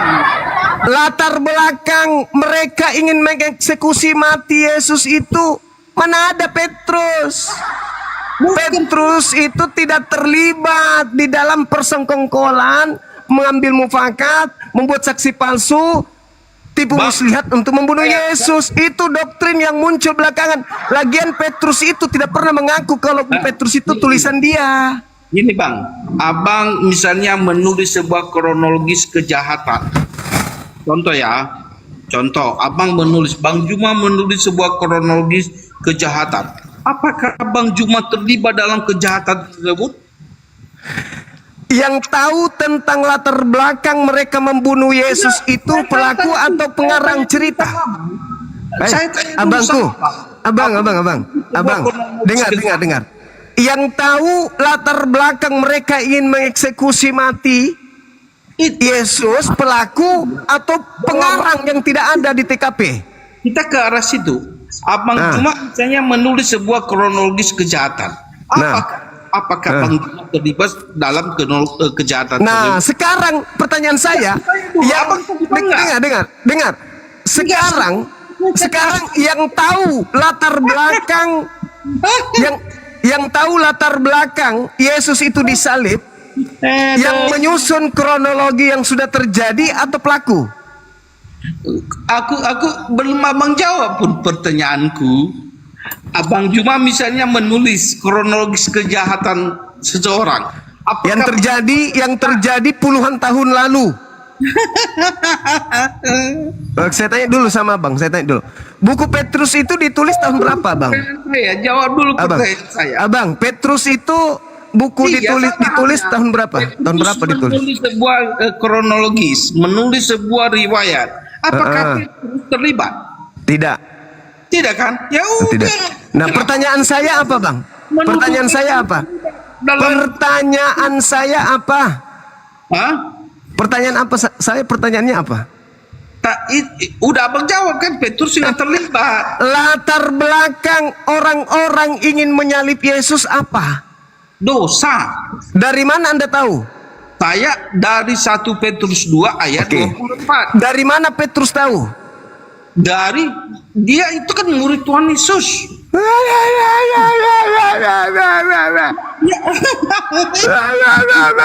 Dari mana Petrus tahu? Petrus itu salah satu murid Tuhan Yesus. Dari mana Petrus tahu kalau imam kepala mahkamah agama orang Farisi ingin membunuh Yesus karena dosa? Dari mana Petrus tahu? Dengan mata dia sendiri, Bang. Fakta yang berbicara, Bang. Dari mana Petrus ngarang cerita kalau orang-orang ingin membunuh Yesus karena dosa? Dari mana Petrus ngarang cerita itu? Dari mana? Abang yang mengatakan ngarang ya, abang. Ya ngarang dong. Sekarang kalau tidak ngarang, pertanyaan saya, dari mana Petrus ngarang cerita kalau orang-orang menyalib Yesus itu karena dosa? Dari mana Petrus ngarang cerita? Dari mana? Tuhan Yesus sebelumnya memilih 12 murid. Bukan itu tanya, Bang Indra, syukran Bang Indra. Kita baca, dengarkan lelucon pengarang ini. Nah, abangku, saya mengasihi abang. Saya tanya lagi sekali lagi, Bang. Kalau tidak abang istirahat. Abang lagi sakit kan? Dari mana Petrus tahu kalau mereka orang-orang yang bersekongkol ingin menyalib Yesus itu karena dosa? Dari mana Petrus tahu? Dari mana? Itu saksi mata, abangku, saksi mata. Jadi dari mana Petrus tahu? Ingat buku Petrus ditulis tahun 81 sampai tahun 96. Dari mana pengarang Petrus tahu kalau orang-orang ini menyalib Yesus karena dosa? Petrus itu adalah orang yang menyaksikan, Bang. Dia menyaksikan Bang. Ini Mahkamah Agama, orang Farisi melakukan sidang untuk bersepakat, dan di situ tidak ada Petrus. Sampai Tuhan Yesus berkata kepada Petrus, Pada saat imam kepala Mahkamah Agama, orang Farisi, orang Yahudi, ahli Taurat berkumpul untuk bersepakat membunuh Yesus, Petrus ada nggak di situ, abangku? Oke, Petrus ada nggak? saya akan mengakhiri apa ini ya. Intinya begini, Bang Juma itu memaksakan sebuah narasi. Ya, kalian orang Kristen harus percaya apa yang saya narasikan, tapi mungkin itu nggak bisa Ya, pasti Kristen tidak bisa, karena Kristen tidak menggunakan akal dalam beragama. Kristen menggunakan dogma, doktrin, abangku. Enggak, Bang. Kalian beragama itu bukan karena akal. Maaf, saya harus bocorkan itu. Kayak gini, Tapi Bang. karena percaya Kalau doang, imani saja. Bang Juma, kalau Ya. saya cerita mungkin abang nggak akan percaya apakah pernah saya mengalami hal-hal supernatural. Oh, bagus. Hal-hal Kristen, Yesus memang mengatakan kepada muridnya, waspadalah kepada penyesat yang datang kepadamu memakai namaku, dan berkata, akulah Kristus. Kristus palsu, nabi palsu, melakukan tanda dahsyat, gini, Bang. mereka bermukjizat, kekuatan-kekuatan. Itu kami percaya Yesus pernah berkata begitu. Kita sepakat bahwa dogma atau narasi yang abang kisahkan tentang Alkitab kami tidak secara Alkitabiah. Hah? Justru saya baca dalil. Orang-orang Yahudi bersepakat membunuh Yesus dipimpin seorang imam namanya Kayafas. Mereka bernubuat tahun itu juga Yesus harus mati untuk bangsa Israel, bukan Gini. untuk Kristen. Itu yang tertulis, abangku.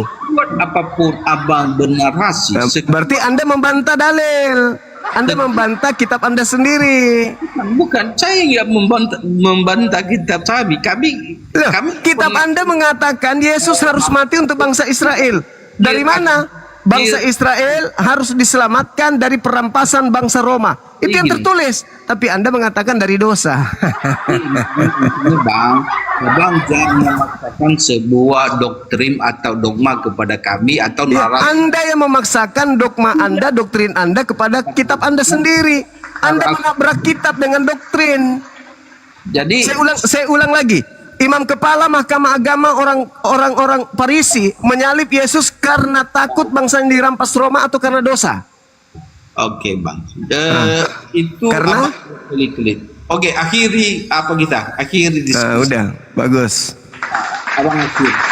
Yes, baik. Abang istirahat aja dulu. Sorry, tadi aku kelilipan belalang ya, kelilipan mata saya tadi kena. Di situ. Oh yes, silakan Bang, silakan. Oke. Istirahat aja dulu. Oke, siap. Makasih Bang Juma. Terima kasih Sama-sama saudaraku. luar biasa dari Bang Iya, Juma. siap. Yang saya hargai dari Abang. Maaf kalau ada kata-kata. Siap. Thank you Abangku. Sama-sama saudara Harila. Salam persaudaraan sebangsa dan setanah air.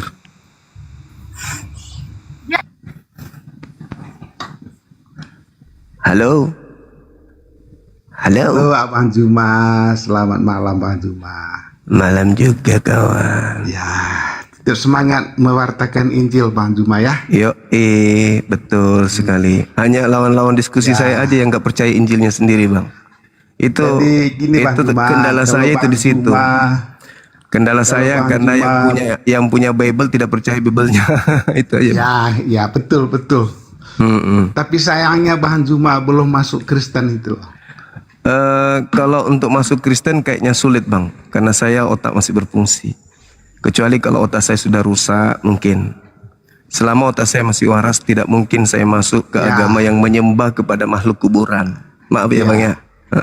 Ya, artinya gini Bang Juma. Siap. Kalau Bang Juma mewartakan Injil ya, mewartakan Injil yang benar, tetapi Bang Juma sendiri tidak mengikutinya, namanya perjuangan yang sia-sia gitu loh. Saya justru Sia-sia, mengikutinya, Bang. saya mengikutinya bahwa Yesus Jadi dinubuatkan. sebaiknya Bang Zuma untuk mewartakan kebenaran yaitu Injil ya, atau Alkitab yang sebenarnya menurut Bang Zuma, sebaiknya ya Bang Zuma ya jadi pengikut Yesus lah, kan begitu. Saya pengikut Yesus anak orang-orang Maria, Bang. percaya gitu. Bukan pengikut Yesus yang keluar dari kubur, karena itu dua Yesus yang berbeda.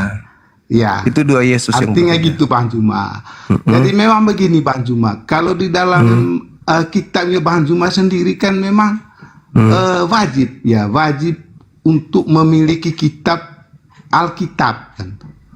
Ya, kalau kita baca di Al-Quran itu kan begitu. Perintah Allah itu beriman pada Taurat, Injil dan Zabur. Injil dan Zabur. Perintah Allah loh. Bukan Bang Bible, bukan Bible, Bang. Ya. Itu Terus perintah Allah loh. Artinya perintah Allah itu wajib dikerjakan gitu. Jadi tapi tidak bukan boleh menolak.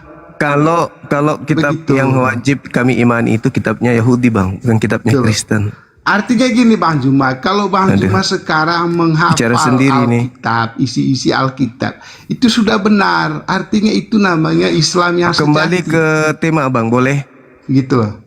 Boleh Artinya kembali. Bang Zuma itu Islam yang sejati. Mengikuti Boleh kembali ke perintah tema, Bang. Al-Quran. Saya nggak bisa digiring untuk jadi gila, Bangku. Maaf. Boleh kembali ke tema? Oke Bang Zuma, saya jawab ya. Saya jawab statement Bang Zuma yang mengatakan Iya. apa alasan pemuka-pemuka orang-orang Farisi terus apa namanya itu Pilatus, Kayafas apa segala macam itu membinasakan Yesus ya. Apa alasannya? Kan Iya. gitu toh. Siap. Alasannya adalah karena di depan Pilatus Yesus mengakui dirinya sebagai Allah. Bohong. Ya. Itu Itu bohong. alasannya. Itu bohong. Jadi itu dengar dulu, kesaksian. Bang Diam, Zuma. diam, diam, Ketika diam, dia diam, diam. diadili di depan Diam, Pilatus, boleh diam. dengar dulu, Boleh diam, dengar dulu, boleh Bang diam, Zuma. boleh diam, boleh diam. Nih, dengarkan saya, Bang. Dengarkan saya. Sebelum Yesus ada di depan Pilatus, apa yang mereka lakukan? Sabar dulu, sabar dulu. Sebelum Yesus berada di depan Pilatus, apa Ya, yang mereka lakukan? Pertama dia ditangkap. Ah. Ya. Lalu kemudian Yang mereka ditangkap. melakukan apa? Melakukan apa supaya Yesus itu diberi hukuman? Mereka melakukan apa? Pertama dia ditangkap Kedua, ya, dan kedua, dibawa ke Kayafas. kedua, Ya. Kedua, setelah Kayafas tidak menemui kesalahan apapun pada dia, mereka dia melakukan, serahlah dia ke Pilatus. Ya. mereka Di depan melakukan apa? Pilatus, Mereka di melakukan depan apa? Pilatus dia diadili. Pilatus Ya. tidak menemui Mereka- kesalahan apapun pada dia. Oke. Tetapi Bang Zuma, orang-orang Farisi selalu menuntut, mengintervensi, ya, mengintervensi Pilatus supaya Yesus yang tidak bersalah, Yesus yang tidak berdosa itu harus dihukum atau disalibkan. Itu intervensi orang-orang Farisi, pemuka-pemuka agama. Itu Boleh tidak karena Abang kalau apa? saya bicara Kenapa Abang? alasannya? Dengar dulu. Kalau Bang Abang, Zuma boleh nggak kalau mengatakan, saya bicara apa alasan apa yang saya bicarakan itu masuk di otaknya? Boleh nggak? Abang ini kalau saya bicara bisa nggak bahasa saya itu masuk di otak Abang? Jangan gurui saya, karena saya lebih pintar Bible daripada Abang. Abang cuma doktrin, saya berdata berdalil. Sekarang Jadi orang itu- dengar bicara sendiri nih host moderator, turunkan kalau dia ngomong sendiri. Kalau Abang tidak mau mendengarkan saya, Abang di bawah. Ini bukan gereja dan saya bukan orang Kristen. Orang Kristen Ya, sesama Kristen artinya Anda boleh jawabannya bohongi, sudah jelaskan. Saya Anda turunkan boleh nggak bodohi, Anda boleh Saya- tipu, saya- tapi sama saya tidak bisa Bang. Gak boleh, gak boleh Abangku. Ini tak ajarin ya, Abang dengarkan di bawah. Yesus melakukan banyak mukjizat. Ini stasiun pertama. Stasiun pertamanya adalah Yesus banyak melakukan mukjizat. Lalu ada di antara mereka yang menyaksikan mukjizat Yesus ini datang kepada orang-orang Farisi. Orang Farisi mengumpulkan mahkamah agama, imam kepala, ya, dan imam besar pada saat itu. Itu yang kedua. Mereka kemudian bersepakat membunuh Yesus supaya bangsa mereka jangan dirampas oleh Roma. Yang ketiga, lalu supaya Yesus itu dibunuh, apa yang mereka lakukan? Satu, melakukan tipu daya. Dua, kesaksian palsu, tipu muslihat. Nah, salah satu tipu muslihatnya itu adalah menuduh Yesus melakukan penghujatan terhadap Elohim karena mengaku sebagai anak Elohim. Padahal itu kesaksian palsu. Kenapa? Yesus sudah menjawab dalam Yohanes 10 nomor 24, 25, 26. Bukankah di dalam kitab Tauratmu dikatakan siapapun yang diserahi tugas untuk menyampaikan firman maka dia adalah Allah, dan apa yang telah ditetapkan oleh Elohim tidak bisa dibatalkan. Masihkah kau mengatakan aku menghujat Allah dikarenakan aku mengatakan aku adalah anak Elohim? Tidak. Aku menyatakan aku Elohim, aku Allah karena aku sedang menyampaikan firman Tuhan. Itu klarifikasi Yesus. Jadi itu bukan alasan sampai Yesus disalib, itu bukan alasan. Itu cuman kesaksian bohongan, kesaksian palsu. Matius 26 nomor 4, Matius 26 nomor 59, Markus 14 nomor 1. Itu nggak bisa Anda pungkiri. Tak ajarin tuh. Jadi latar belakang mereka ingin membunuh Yesus sampai mereka kemudian rela melakukan kesaksian palsu, tipu muslihat agar membunuh Yesus karena ketakutan terhadap Romawi, bukan ketakutan terhadap dosa. Gitu abang, cara belajarnya itu jangan pakai doktrin, jangan pakai dogma. Jangan Anda menginginkan kemudian ampas kelapa yang sudah basi dan membuang mutiara, jangan. Mutiaranya itu ilmu. Mutiara itu ilmu. Ya. Barang-barang kudus itu adalah sabda-sabda Yesus. Tolong, sabda Yesus itu kan jelas tuh. Bahwa apa yang terjadi, dia berdoa kepada Tuhannya. Dan harus terjadi kehendak Tuhannya. Adakah Tuhannya berkehendak agar ia dibunuh? Tak ada. Yang berkehendak ia dibunuh adalah imam kelapa. Kok iman kelapa pula? Begitu saudaraku. Ya. Jadi tolong pakai ilmu, jangan pakai pakai dogma. Ya. Silakan. Yang mau naik tapi pakai ilmu, jangan pakai ini, jangan pakai kebencian. Selamat malam Bang Zuma. Malam. Boleh buka kamera? Bang Zuma. Iya, itu Allah SWT itu siapa Bang Zuma? Allah SWT Tuhan Negeri Mekah itu siapa? Boleh buka kamera Bang? Iya, saya tanya Allah SWT Tuhan Negeri Mekah itu siapa? Boleh buka kamera?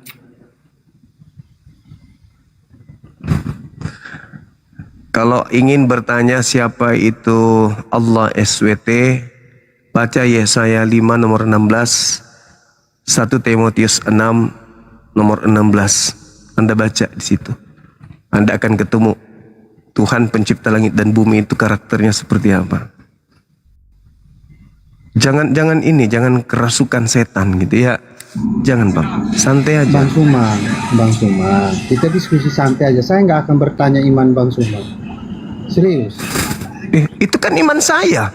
Bahwa Yesus itu tidak disalib, itu iman saya. Iman saya Yesus itu tidak disalib. Hanya maksud saya tidak gini, dibunuh. begini. Yesus itu diangkat ke langit, diselamatkan oleh pencipta langit dan bumi ketika terancam oleh iblis untuk dibunuh. Tuhan penyelamat menyelamatkan Yesus. Silakan bertanya sepuasnya Bang Suma, silakan. Masalahnya kamu turun, masalahnya kau nggak bisa menjawab. Nggak Bang, nggak. Saya tidak butuh orang yang bodoh tapi sombong. Maaf, Anda saya turunkan.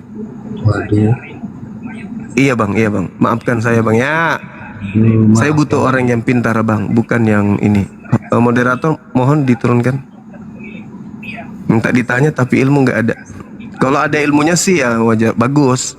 Saya bertanya sama orang berilmu nggak apa-apa. Memang saya orangnya suka belajar kok. Tapi sama dia saya mau bertanya.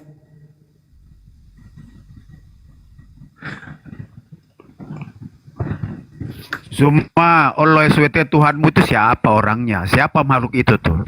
Kok orang emang Kristen? Allah SWT Tuhanmu itu siapa dia? Siapa dia? Maksudnya siapa itu Anda ingin melihat wujudnya? Tuhan saya bukan makhluk.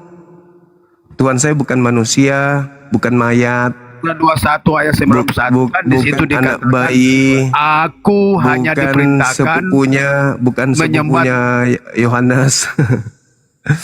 Bukan Maka bang, itu bukan. siapa? Sesuai surah 27 ayat 91. Oke, saya jawab. Siapa dia? Siapa dia? Oke, Siapa oke. makhluk itu tuh? Kok makhluk? Iya makhluk. Dia makhluk kegelapan. Dia Yaudah, makhluk penentang kebenaran. Dia abang di makhluk bawah. Abang di makhluk bawah. penentang Yahweh. Abangku yang ganteng, Anda di bawah. Abangku. Kodong, kasihan ya teman-teman. Karena melihat keadaannya menyembah makhluk yang merangkak dari kuburan, maka dia menginginkan pencipta langit dan bumi juga menjadi makhluk. Kasihan. Sangat disayangkan, mengecewakan saudara Kristen yang lain. Ya, setelah naik ke sini menghujat, padahal SWT itu subhanahu wa ta'ala artinya yang maha suci dan maha tinggi. Yesaya 5:16. Tuhan yang disembah oleh para nabi adalah hakikat pencipta langit dan bumi yang maha suci lagi maha tinggi. Tuhan negeri ini, tidak ada negeri Mekah, tidak tertulis Mekah di situ. Tapi Tuhan negeri ini. Pertanyaannya, Tuhan Israel apakah Tuhan negeri Mekah? Tuhan Israel apakah Tuhan negeri Malaysia? Tuhan Israel apakah Tuhan negeri Indonesia? Kalau Anda mengatakan bukan, berarti Tuhan Israel itu Tuhan lokasinya terbatas. Nah, sedangkan Tuhan saya Rabbus samawati wal ard, Tuhan semesta alam, baik dan langit dan bumi. Gitu abang.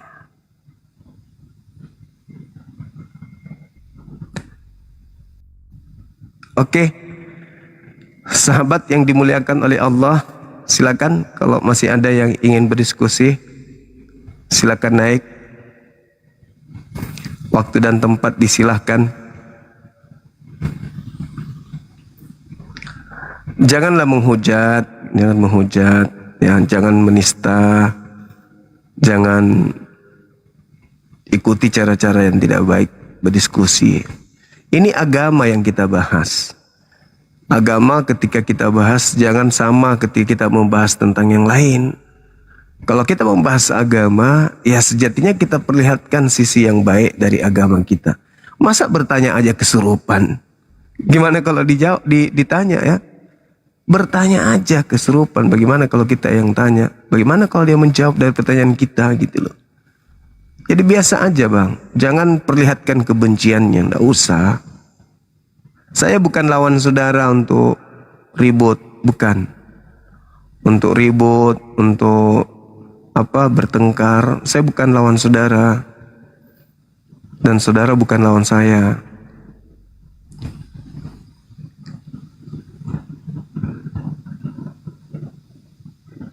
Dan saya tidak sedang mencari lawan untuk bentrok fisik. Hanya ingin bentrok logika, berpikir sehat. Nah, kalau ada teman-teman yang ingin bentrok logika, silakan ke atas sini. Jangan berkelahi gitu loh. Masa sesama anak bangsa berkelahi? Janganlah. Santai aja napa. Santai-santai kita diskusi itu yang baik-baik aja gitu. Ini ada abangku ini. Masya Allah. Bang Afida, I love you full. Masya Allah. Bang Afida ini orangnya sangat baik. Seorang yang sangat memperhatikan teman-temannya.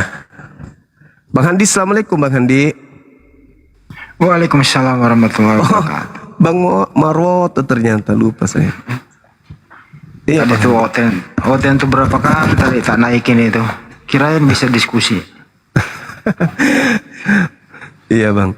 Tadi saya keliling Komal. Semua sudah ada para narasumbernya dan hebat-hebat.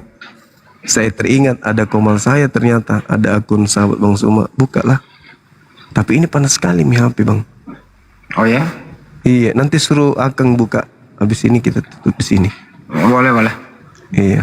Tapi sebelum ditutup Bang Juma, kalau yang tadi kan udah dijelaskan itu karena faktor politik, karena faktor takut diambil kekuasaannya gitu ya.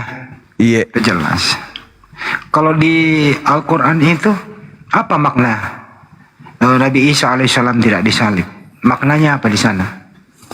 Ya, ketika kemudian orang-orang Israel menolak pengajaran Nabi Isa alaihissalam, dikatakan mereka membuat makar. Wa makaru wa makarallah wallahu khairul makirin. Allah membalas makar mereka. Allah membalas makar mereka, dan Allah adalah sebaik-baik yang pembalas kejahatan. Nah, sehingga ketika Nabi Isa mereka inginkan untuk celaka, Allah menyelamatkan. Wa ma qatalu wa ma salabu walakin syubbiha lahum. Jadi Nabi Isa itu tidak disalib. Tidak disalib. Nah, sekarang permasalahannya adalah, coba kita lihat sudut pandang dalil yang ada ya di Yohanes 11 tadi. Ketika orang membuat kesepakatan untuk membunuh orang yang benar, yang mengajarkan jalan keselamatan, mereka berkongko-kongko membunuh orang tersebut, untuk membunuh. Dengan alasan mereka takut perekonomian terganggu, mereka takut bangsa mereka dirampas. Itu alasannya tuh. Sehingga mereka melakukan tipu muslihat. Mereka berkongko-kongko untuk melakukan kesaksian palsu untuk mencelakai orang benar tadi. Kira-kira apakah itu dibenarkan oleh Tuhan? Tentu tidak. Makanya Nabi Isa diangkat. Makanya mereka dihukum. Wa qaulihim, karena ucapan mereka maka mereka dihukum. Itu fakta, itu real. Hukumannya apa? Ya itu tadi.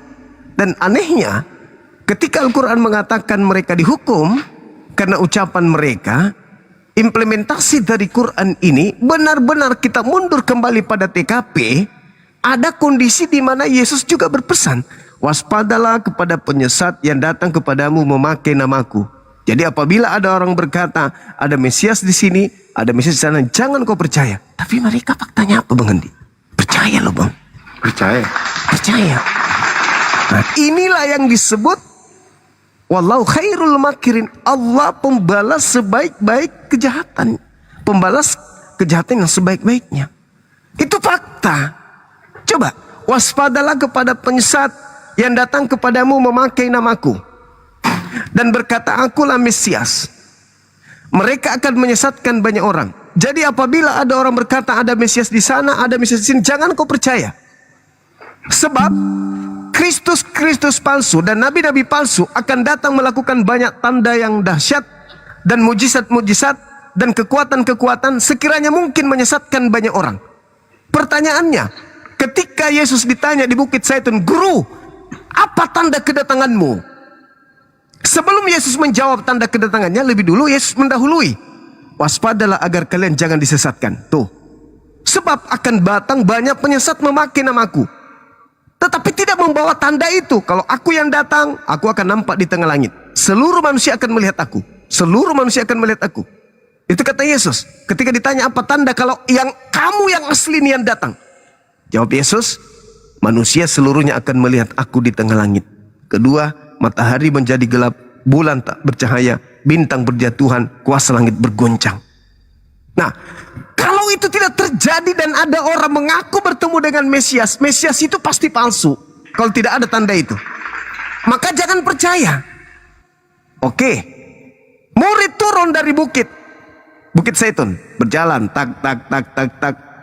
Belasan, puluhan tahun berikutnya bertemulah dengan Paulus. Hei, murid Yesus, ya paman, aku bertemu dengan Mesias ketika aku ke Damsyik. Nasihat Yesusnya Bang, percaya atau jangan percaya? Jangan percaya. Jangan percaya. Ketika itu orang ini mengajar keliling sampai ke Indonesia, nasihat Yesus masih berlaku. Percaya atau jangan percaya? Jangan percaya. Tapi kenapa mereka percaya? Wa makaru wa makarallah wallahu khairul makirin. Wa qaulihim, karena ucapan mereka maka aku hukum mereka. Hukumannya di mana? Di dunia dan di akhirat. Makanya berat. Jangan percaya tapi mereka percaya. Makanya mereka disesatkan. Nasihat Yesusnya jangan percaya, mereka malah percaya. Nah, makanya ketika kita membawa data Yohanes 11 tadi, di situ Imam Kayapas bernubuat, tahun itu juga Imam Kayapas bernubuat bahwa Yesus akan mati untuk bangsa itu, dan bukan hanya untuk bangsa itu, akan tetapi untuk anak-anak Elohim yang sudah berpencar terpecah belah kemana-mana, untuk disatukan kembali. Berarti Yesus dinubuatkan mati untuk bangsa Israel saja dan juga keturunan Yakub. Bukan karena dosa, bukan karena menebus dosa, bukan karena kutukan di Ganbi Eden, bukan karena menebus kutuk hukum Torah, bukan. Bukan karena ingin menanggung atau menebus dosa-dosa, itu nggak ada. Nggak ada itu. Nah, makanya tadi teman kita itu kesulitan. Malah dia bawa 1 Petrus 2 nomor 24. Itu ditulis tahun berapa? Petrus nggak ada di TKP. Tidak ada di TKP. Nggak ada di TKP. Dan itu ditulis tahun 81 sampai tahun 96. Iya, 30 tahunan lah. Sudah Yesus nggak ada ya. 30 tahun bang. 30 Iya. tahun. 33 ke 81 itu berapa tahun? 50-an. Iya, 50-an ya. 50-an tahun. Baru ditulis, baru dikatakan dosa-dosa kita karena dia menebus kita dari dosa-dosa kita. Lah, latar belakang penyaliban itu nggak ada itu, kok ada muncul tiba-tiba. Siapa yang mengatakan itu kepada penulis Petrus? Kalau bukan doktrin dan dogma. Itu Bang Handi, Masya Allah. Tapi Bang kalau Handi. saya bisa memberi komentar bahwa ini kan tentara Romawi memang kan ajarannya memang dari nenek moyangnya adalah memang seperti itu. Makanya dia bawa itu kasus, dia robah di negaranya. Kalau menurut saya, Ya, betul. supaya kepercayaan mereka ini laku, terus menjual nama yang satu ini gitu. Nah itu. Makanya ketika dia kembali ke Yerusalem, Paulus di dalam Lukas 20, Kisah Para Rasul 21, Paulus bertobat kan, dari mengajarkan makan babi, tidak bersunat, bertobat kan dia? Iya. Bertobat dia. Di Kisah Para Rasul 21 nomor 15 sampai nomor 26. Paulus bertobat kawan-kawan. Dan itu sering-sering saya suarakan, saya sampaikan kepada teman-teman yang lain. Bahwa kenapa Paulus bertobat dan kenapa Paulus mentahirkan diri gitu loh. Mentahirkan diri dan mempersembahkan persembahan. Kira-kira apa yang dipersembahkan Paulus ketika mentahirkan diri? Manusia? Bukan. Yesus? Bukan. Jadi hikmah yang kita bisa petik dalam diskusi ini adalah sebagai orang Muslim bahwa orang soleh Nabi Isa alaihissalam itu diselamatkan, yang dihukum oleh Allah Subhanahu Wa Taala, Allah pencipta alam semesta adalah orang jahat atau orang solim. Itu kan hikmahnya, betul ya? Betul sekali ya, abangku, betul sekali. Betul sekali. Di luar daripada itu nggak ada embel-embel lagi ya bahwa ditebus dosa kita dan lain-lain, nggak ada. Cuma Nggak hikmahnya ada. di situ aja. Iya, itu nggak ada bang, nggak ada. Sampai diadopsi seluruh negara ini bahwa orang yang tidak bersalah itu tidak boleh dibunuh. Ya betul. Nah itu intinya.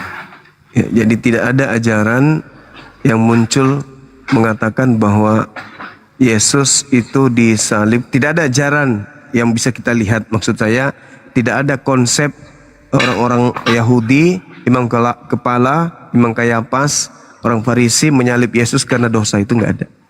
Mereka menyalib Yesus semata-mata karena takut bangsanya, tempat sucinya dirampas oleh Roma. Itu aja.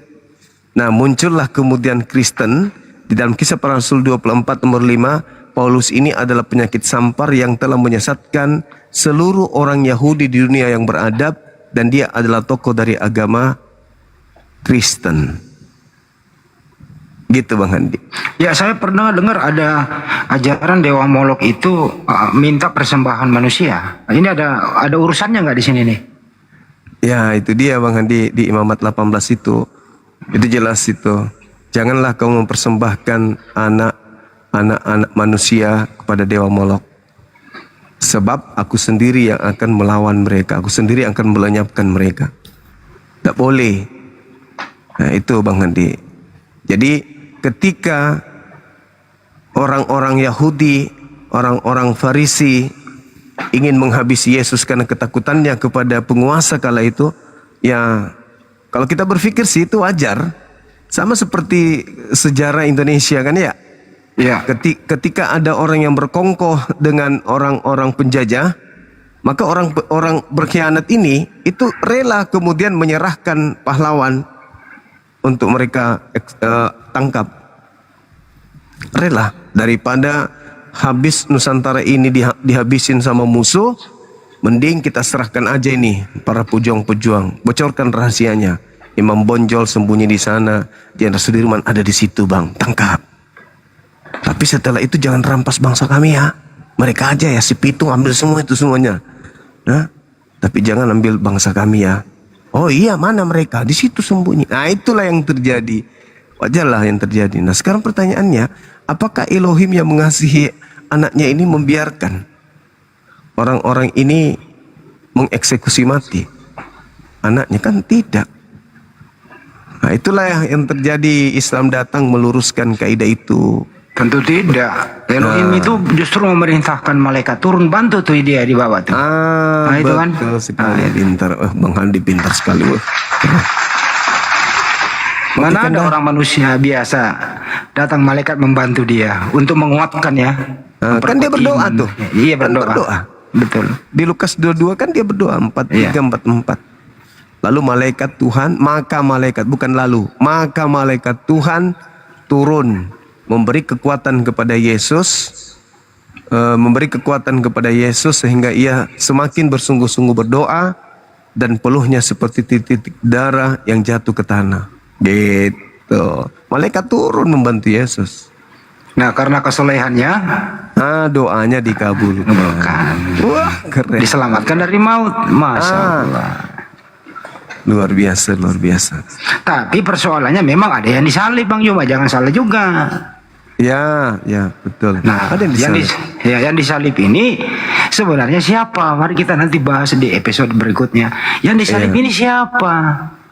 Kita yang terkutuk pertanyakan ini, itu. Ya, betul. Kita pertanyakan aja Markus 16:12. Markus berkata, Yesus menampakkan diri dalam rupa yang lain. Nah, itu kita pertanyakan, dari mana Markus tahu kalau itu Yesus? Padahal yang muncul sudah bukan Yesus. Kan bukan Yesus itu, karena rupa lain, betul nggak? Iya betul. Nah, yang muncul rupa lain, bukan Yesus. Tapi Markus mengatakan itu Yesus. Dari mana Markus tahu? Sedangkan yang muncul ini sudah bukan Yesus, tapi rupa lain. Maka Yesus menampakkan diri kepada kedua muridnya dalam rupa yang lain. Nah, ternyata yang menampakkan diri bukan Yesus, rupa lain, tapi dianggap Yesus, kan gitu. Yang kedua itu udah kasat kusut di bumi nih, ada yang ditangkap. Kasat kusut udah rapat lah, mau ditangkap lah. Terus Sementara datanya Yesus sudah duduk di sebelah kanan yang Maha Kuasa. Sudah duduk di sebelah yang Maha Kuasa. Artinya sudah diangkat dia, sudah kembali ke penciptanya. Betul, Lukas 22 nomor 69. 69. Wah, mantap Bang Andi. Masya Allah. Akang di mana ini Kak Kanda? Tahu nih Akang ini. Tunggu Coba ya. dihubungi dulu, suruh buka panas HP Tunggu ya. soalnya. Tunggu ya, HP saya lipat. hubungin dulu. HP lipat ini kalau Samsung F5 susah, kalau dia 1 jam aja panas. Tunggu. Suruh buka Kanda, kita pindah sebelah. Ya. Tidur kali dia. Enggak, barusan dia biasa ya. Ya teman-teman, kita bergeser ke Akang habis sebentar lagi ya, kita lanjut di sana ya. Soalnya HP saya panas. Tunggu, belum. Belum ya? Ya. Ada yang nanya Bang Juma. Siap. Bang Juma itu menguasai ilmu begini itu bakat apa belajar? Belajar lah. Oh, kirain bakat. Bakar kapang. Saya umumkan juga nih teman-teman ya. Dalam rangka menyambut bulan suci Ramadan, insya Allah nanti di Masjid Nur Maulida, Masjid Nur Maulida di Bolangi, Sulawesi Selatan, kantor pusat API. itu nanti diadakan kajian Islam atau memakmurkan masjid sebulan penuh. Kajiannya adalah buka puasa bersama, tarawih bersama, sahur bersama, dan 1 kali 24 jam itu memperkuat akidah Islam, terutama pembinaan mualaf, teman-teman. Iya, insya Allah Ya. saya Ya. juga kebanyakan bulan suci Ramadan ini berada di rumah Ulangi, Hobbit, Hobbit. di masjid kita. Ya. Yang ingin datang silakan, disediakan ada tempat tidur, ada tenda, dan seterusnya, bisa sahur bersama. Nah, untuk itu teman-teman yang nggak bisa datang bisa beratensi ke rekening Makassar Mualaf Center Indonesia di nomornya 401 3000 17173. Bank Tabungan Negara atas nama Makassar Mualaf Center Indonesia. Tuh, Iya. teman-teman. Nanti kalau ada yang mau ke Bolangi, tinggal konfirmasi ke Bang Handi ya, biar kita siapkan segala sesuatunya ya. Karena ini bulan suci Ramadan kan gitu ya. Ya. Termasuk kalau mau ngopi-ngopi sambil nunggu buka juga boleh. Silakan Bang Handi, masih ada tamu. Ya. Siapa ini teman-teman yang baru naik, silakan. Tidur di tenda iya boleh. Ada tenda. Tenda boleh. Tidur di tenda boleh, teman-teman. Tenang Iya. aja. Mana nih si aku nggak diangkat? Lagi rehat kali dia. Enggak, tadi barusan WA. Apa katanya Bang? Katanya Banyuma live, saya bilang nggak, bentar lagi bubar, mau ke situ. Tadi angkat lagi. Banyuma itu teman-teman, kalau ingin benar-benar nyari koin ya, ingin benar-benar nyari koin, nyari popularitas begitu ya, buka aja Komal siang malam ya, semua yang lain-lain itu ya penontonnya pasti konsen di sini, tapi bukan itu maksudnya. Banyuma sangat sibuk dalam urusan bisnis. Perumahan kedua sebentar lagi dibuka, komplek Pengadilan Tinggi Agama Sulawesi Selatan. Mantap. Mantap sekali. Sebentar lagi Bang Arif datang nih. Pokoknya beliau yang peletakan batu pertama katanya. Iya. Kita Ya. ini saya tadi dari lokasi, Anda. Dari lokasi untuk persiapan peletakan titik untuk kantor perumahan di situ, pengelolaan air bersih, kemudian ada laundry di sana, kemudian ada pos sapam, kita kelola juga kebersihannya, sampah. Jadi di kantor kita itu akan kita pekerjakan beberapa orang Kanda untuk menangani kebersihan air, karena kita kalau sendiri air bersih, kita kelola kemudian laundrynya, Ya. sapamnya dan seterusnya, dan kita bikin sebisa mungkin 10 kali 20 meter untuk sebagai kantor kita di situ. Karena ini kita harus memberikan pelayanan ekstra, disebabkan di situ rata-rata hakim yang ada di kompleks. Ya. Gitu Bang Handi. Saya lihat jalannya juga mulai dicor ya, masuk ya. Alhamdulillah Bang Handi, 8 meter lebar. Padahal ini cuma subsidi kan. 8 meter. Ya nggak apa-apa lah, nggak apa-apa, kita berkorban untuk agama ini, tidak masalah. Untung kecil. Waalaikumsalam. Iya Bang. Maaf rumah, aduh ini satu kebanggaan nih. Maaf rumah Bang Andi, kebetulannya kepencetnya tadi, saya lagi nyimak aja. Gak apa-apa. Iya Bang. Masya Allah. Mangga Bang rumah, Bang Andi. Maaf, Siap. ada kita nih. Iya Bang, iya Bang.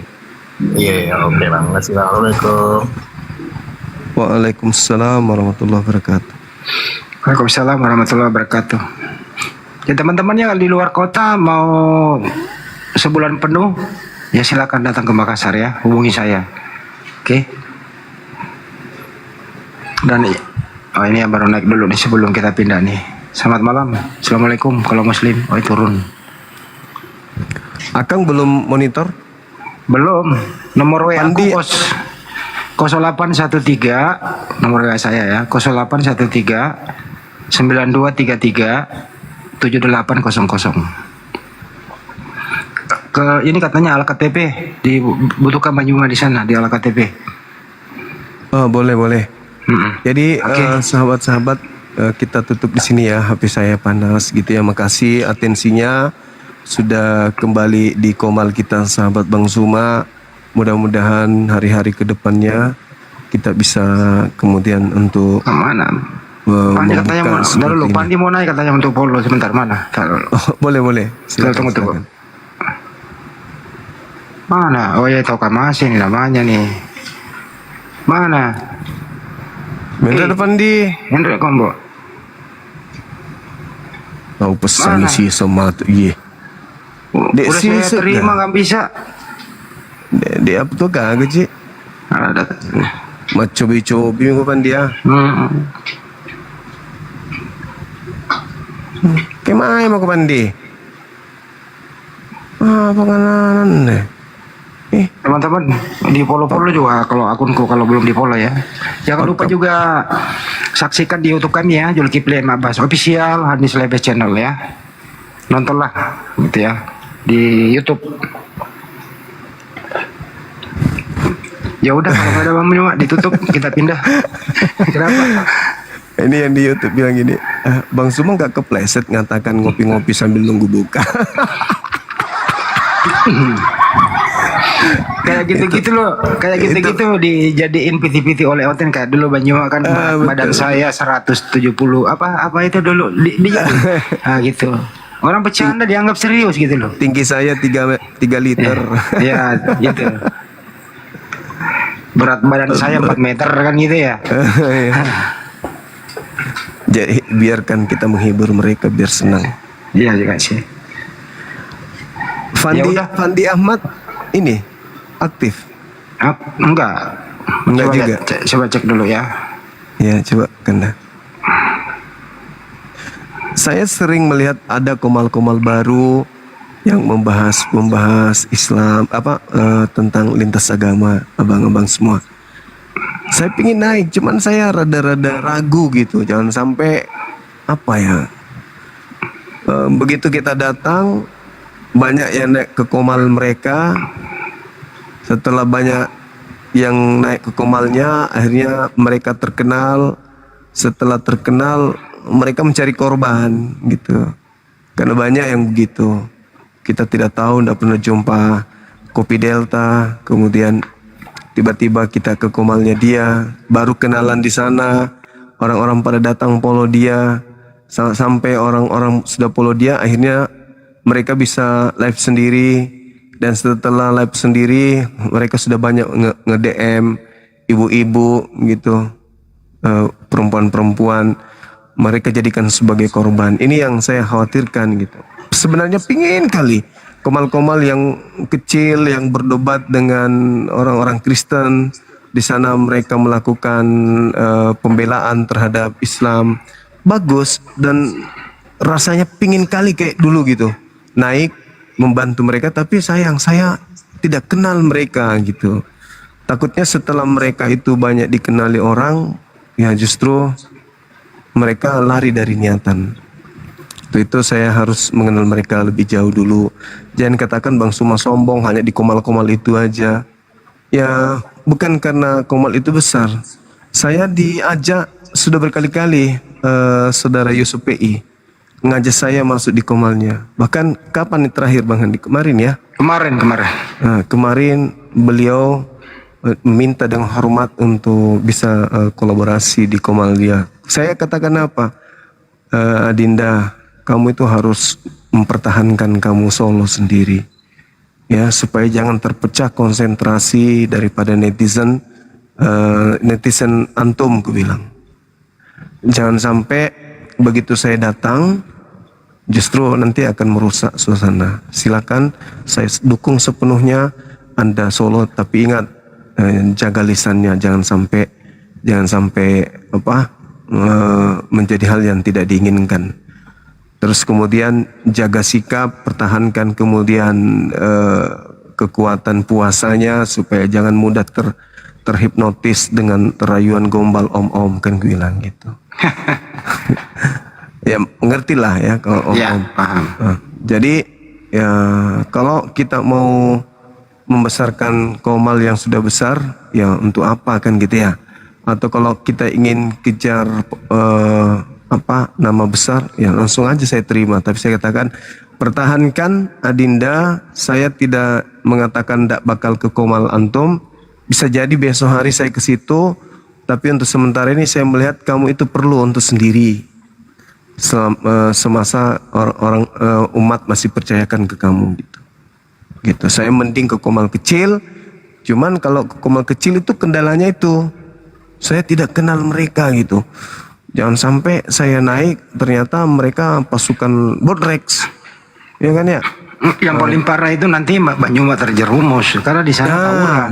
Nah, itu intinya. Betul, benar itu, benar. Malah yang ada sekarang itu di API ini harus ada tim yang memantau Komal-Komal yang debat-debat. Jangan sampai di Komal-Komal ini mereka saling memaki dan seterusnya yang berlebihan gitu, yang bisa membawa mereka kepada terkait dengan masalah hukum. Merusak toleransi. Iya, merusak toleransi, betul. Jadi harus ada yang dari API ini nantinya yang bergerak untuk memantau Komal-Komal ini meskipun tidak kita kenal. Tetapi dia berbicara mengenai Islam dan juga Kristen. Habis itu mereka hujat-hujatan. API harus naik ke atas untuk memberikan nasihat. Jangan seperti itu. Karena itu mengatasnamakan apologet. Terlepas dia ikut di apologet Islam ataupun tidak. Nah, ada beberapa pendebat yang sudah lama ya. Sudah lama kita kenal baik perempuan maupun laki-laki. Yang secara pribadi kami sudah sampaikan kepada mereka. Tolong kalau bernarasi jangan sebebas-bebasnya, sepuas-puasnya gitu. Jaga juga perasaan saudara kita orang Kristen ini. Biar bagaimanapun ada di antara mereka yang masih bagus, masih baik, yang juga sayang kepada kita. Ada. Siapa mereka?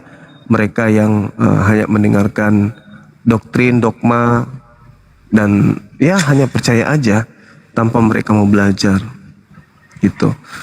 Tapi kalau mereka yang memang sifatnya mau menghujat kayak tadi yang naik di sini, ya sebaiknya kalau memang dia sudah puaskan sedikit dirinya dan kita sudah menyaksikan bagaimana dia menghujat, setelah itu cukuplah sebentar aja. Penting dia sudah lampiaskan dirinya, kita sudah nasihati, habis itu turunkan. Gitu. Ya, yang Begitu paling parah itu Banyuma yang sering saya naik tegur itu kalau sudah menyangkut membawa body shaming atau membawa fisik. Wah, itu sudah tidak bagus sih diskusi itu. Betul. Ya, itu sudah tidak akademik, sudah enggak edukasi, saling hujat. Nah, itu berbahaya itu. Jadi hindari diskusi itu menyebut alat kelamin lah, apalah segala macam lah. Wah, ini kok merendahkan sekali keilmuan Islamnya itu kalau membahas soal itu. Masih banyak kok bahasan yang lain bisa mendidik baik saudara kita Kristen maupun saudara Muslim yang memantau gitu ya. Iya, betul Wandi. Ya itu cukup, kira-kira kita pindah Banyuma. Panas itu HP-nya. Siap, matikan dah. Baik. Kita kemana ini? Ke Alktp aja katanya. Oke, baik. Ya. Makasih ya teman-teman. Terima kasih atas atensinya. Insya Allah besok atau lusa kita akan jumpa lagi di Komal ini. Kita ganti HP dulu ya. Insya Allah akan lebih lama nanti kita live di Sahabat Bang Suma. Oke, kita tutup. Terima kasih dan mohon maaf atas kekurangan. Subhanakallahumma bihamdi asyhadu an la ilaha illa anta astaghfiruka wa atubu ilaih. Salam tauhid, salam satu Tuhan. Jayalah Islam kita, jayalah Indonesia kita. Assalamualaikum warahmatullahi wabarakatuh.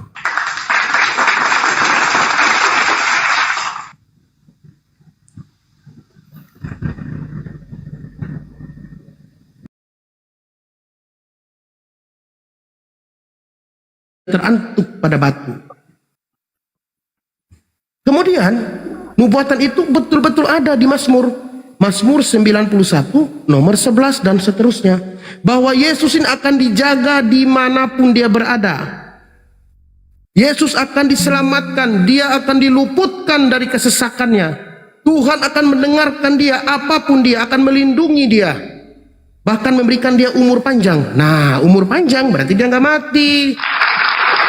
Akan menyelamatkan, akan melindunginya. Tuhan akan mengirim malaikatnya untuk menatang kakinya agar tidak terantuk pada batu. Berarti sesuai dengan apa yang dinubuatkan oleh Yesus tadi di Lukas 24:44 bahwa harus tergenapi tentang aku apa yang tertulis dalam kitab Taurat, nabi-nabi dan Mazmur, bukan yang tertulis setelah Yesus mati, bukan. Makanya banyak yang rancu di dalam Bible, Bang. Makanya kami mualaf.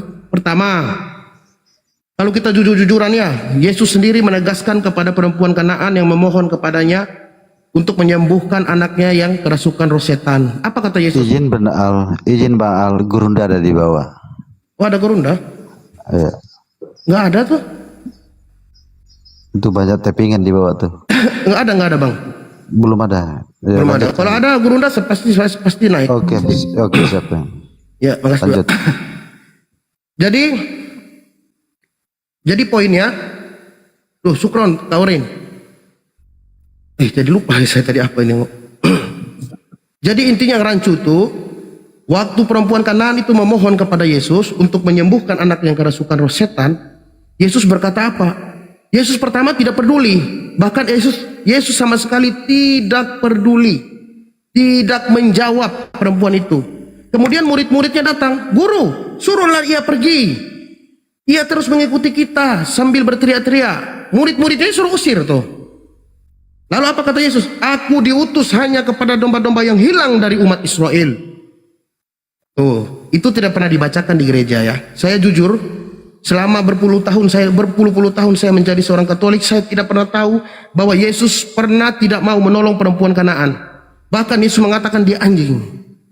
Ya, tidak layak roti yang diberikan kepada anak-anak dilemparkan kepada anjing. Masa Tuhan mengatakan kepada umat, kepada hambanya, ciptaannya sendiri, perempuan lagi, ibu-ibu lagi yang sangat menderita, memohon, menyembah kepadanya, tapi dia tidak peduli. Berarti dia gugur sebagai Tuhan. Karena Tuhan itu maha pengasih lagi maha penyayang. Di Islam jelas, ya, kami jelas, Bismillahirrahmanirrahim. Ya, jelas Tuhan kami itu dengan menyebut nama Allah yang maha pengasih lagi maha penyayang. Keren Tuhan kami itu. Kenapa saya pilih Islam? Karena Islamlah yang mengajarkan kasih sayang, cinta kasih. Bukan di Kristen. Terbukti Yesus sendiri tidak peduli kepada perempuan itu. Bahkan dia mengatakan di luar Israel itu anjing. Kemudian waktu dia mengutus ke-12 muridnya, dia berkata dengan tegas, "Janganlah kau menyimpang ke bangsa lain atau masuk ke dalam kota Samaria, melainkan pergilah kepada domba-dombaku yang hilang dari umat Israel." Sinkron, Bang. Jadi waktu Yesus keluar dari kubur itu bukan Yesus itu yang bangkit, bro. Kenapa saya katakan demikian? Karena di Yohanes 17 nomor 8 ya. Bentar ya. Nggak perlu dibuka lagi ya. Yohanes 17 nomor 8 itu Yesus berkata, "Sebab segala firman, segala berarti semua ya. Sebab segala firman yang engkau berikan kepadaku telah kusampaikan kepada mereka." Mereka itu murid-muridnya. Dan mereka telah menerimanya dan mereka percaya benar-benar bahwa engkaulah yang telah mengutus aku. Aku berdoa untuk mereka, bukan untuk dunia. Tuh. Banyak data yang Yesus mengatakan bahwa dia bukan untuk dunia. Itu saudaraku ya. Silakan, mungkin terlalu panjang ya. Silakan. Oke. Nggak ada gurunda saudara di bawah. Jadi tadi KTP bilang bahwa Alkitab ini adalah pengikut Yesus Kristus, ya Mana kan? Bang Juma? Nggak ada Bang Juma. Ya, silakan Bang. Sementara Kristen ini pengikutnya bukan pengikutnya Yesus, kan begitu KTP. Ya betul. Sekarang aku tanya lu KTP. Yesus pernah berkata nih, "Akulah jalan kebenaran dan hidup. Tidak ada yang datang kepada Bapa kalau tidak melalui aku." KTP, aku tanya sama kau, apakah kau percaya Masya Allah. Yesus adalah jalan keselamatan dan hidup KTP? Sebentar. Ada Bang Juma sebentar. Assalamualaikum warahmatullahi wabarakatuh. Gurunda. Waalaikumsalam warahmatullahi wabarakatuh. Ya, lanjut. Saya nyimak aja dulu. Siap. Silakan. Ya, pasti Gurunda. Jadi yang kau bilang KTP kan, Nah, gimana? sebenarnya kami ini pengikut Yesus yang sebenarnya. Kristen ini Ya, tidak betul. mengikut Yesus. Betul. Yesus berkata nih, akulah jalan kebenaran dan hidup. Ya. Tidak ada yang datang kepada Bapa kalau tidak melalui aku. Apakah kau percaya KTP bahwa Yesus adalah jalan kebenaran dan hidup itu? Percaya. Dia adalah jalan, betul? Oke, apakah kau akan menuju surga melalui Yesus KTP? Oh tidak, dia adalah jalan kebenaran dan hidup bagi umat Israel. Apakah Anda lupa tadi yang saya sampaikan pertama, Bang? Bahwa Yesus menegaskan kepada perempuan Kanaan itu bahwa aku diutus hanya kepada domba-domba yang hilang dari umat Israel. Bahkan waktu dia mengutus ke-12 muridnya, dia sudah menegaskan agar kamu jangan menyimpang ke jalan bangsa lain, melainkan pergilah kepada domba-dombaku yang hilang dari umat Israel. Sinkron, Bang, data itu. Dia nggak ada pernah mengatakan kepada seluruh dunia. Bahkan dia mengatakan di Yohanes 17 nomor 8, aku berdoa untuk mereka, bukan untuk dunia. Ingat sekali lagi, bukan untuk dunia. Jadi bagi saya, kita ini hanya penumpang gelap. Dulu waktu saya masih Oten, ternyata Katolik, Kristen dan sebagainya adalah penumpang gelap. Silakan Gurunda, Masya Allah. Ada Gurunda saya dia. Silakan Bang Juhan. Oke, silakan Bang Don King tanya ke Gurunda saya. Silakan. Aku silakan Juma, silakan. Oke, baik. Jadi gini, Yesus itu kalau kita lihat di dalam Lukas 1 nomor 11 ya, itu sama seperti di Al-Quran, bahwasanya beliau diutus itu hanya untuk kaumnya Bani Israel. Yesus akan menjadi raja atas kaum keturunan Yakub sampai selama-lamanya, dan kerajaannya tidak akan berkesudahan. Jadi dia itu adalah raja untuk keturunan Yakub saja. Tuh. Jadi kalau ada kemudian mengatakan Yesus itu rajanya tapi dia bukan Bani Yakub, ya itu keliru besar. Tapi ingat, ketika diceritakan bahwa Yesus itu akan menjadi raja untuk keturunan Yakub selama-lamanya dan kerajaannya tidak berkesudahan, kerajaannya itu diberikan kepada bangsa lain yang akan menghasilkan buah kerajaan tersebut. Buah kerajaan yang dibangun oleh para nabi dan raja-raja bagi di tengah-tengah Bani Israel itu adalah menyembah kepada pencipta langit dan bumi, tunduk kepada aturan-aturannya, berserah diri kepadanya, tidak merujuk kepada ajaran-ajaran di luar daripada ajaran para nabi. Nah, jadi ketika kerajaan itu diberikan kepada bangsa lain, bangsa itu menghasilkan buah kerajaan tersebut, bukan buah lain. Jadi pohonnya tetap akan sama. Apa itu? Bahwa seluruh para nabi itu hanya utusan Tuhan. Sehebat apapun mukjizatnya, statusnya hanya utusan. Nah, Yesus mengatakan apa?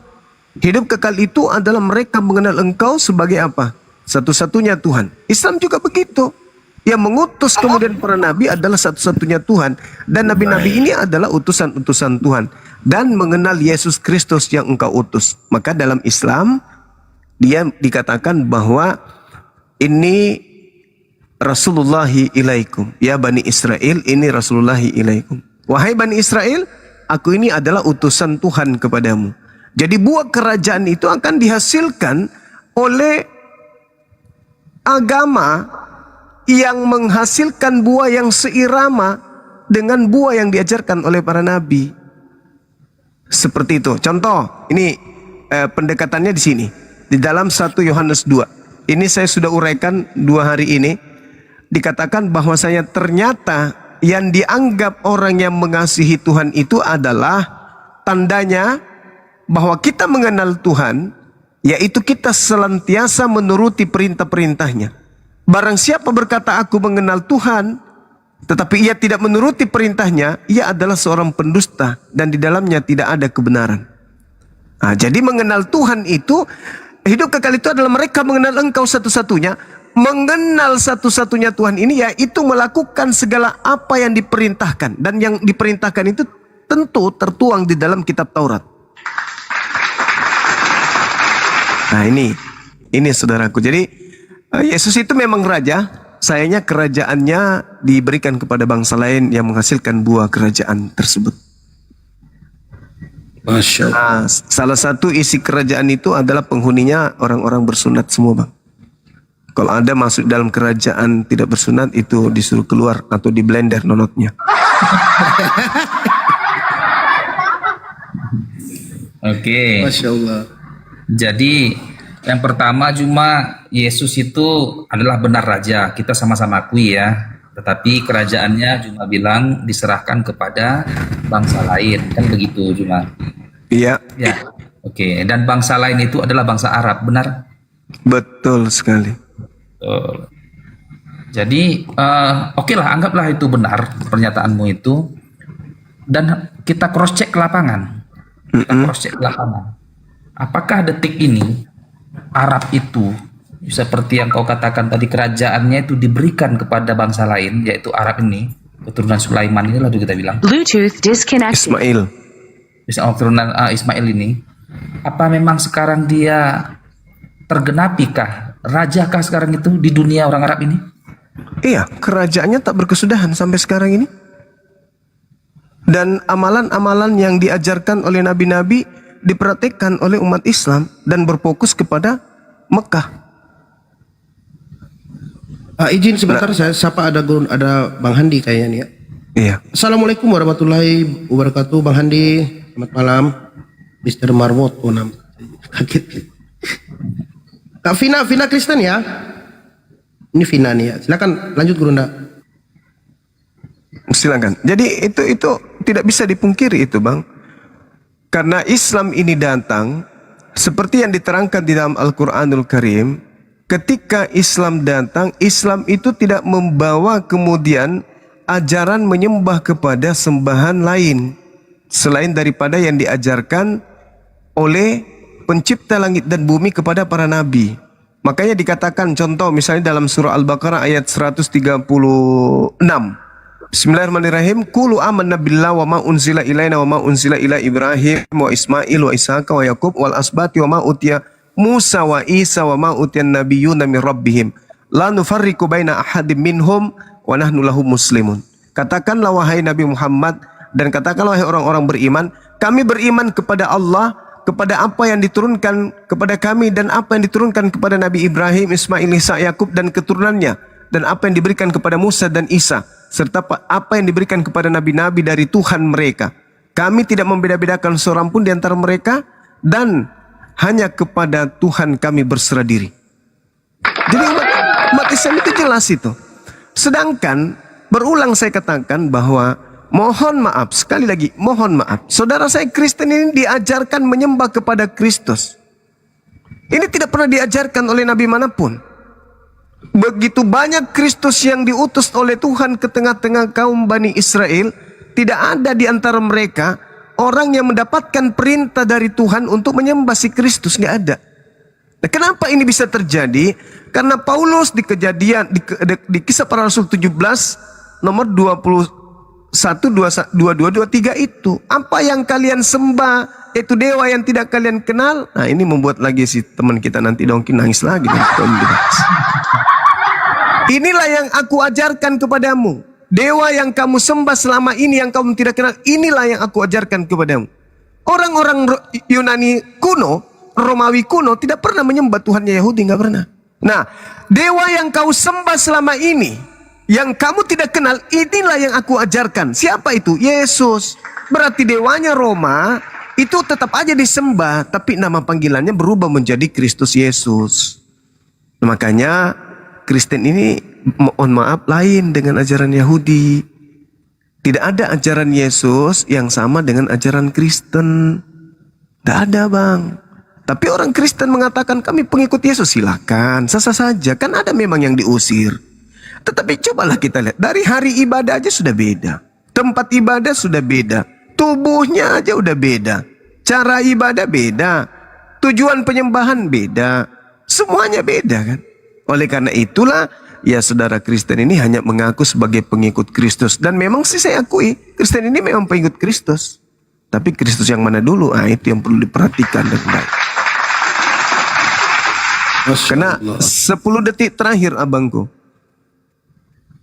Yesus mengatakan, waspadalah kepada penyesat yang datang kepadamu memakai namaku. Penyesat ini akan menyesatkan banyak orang.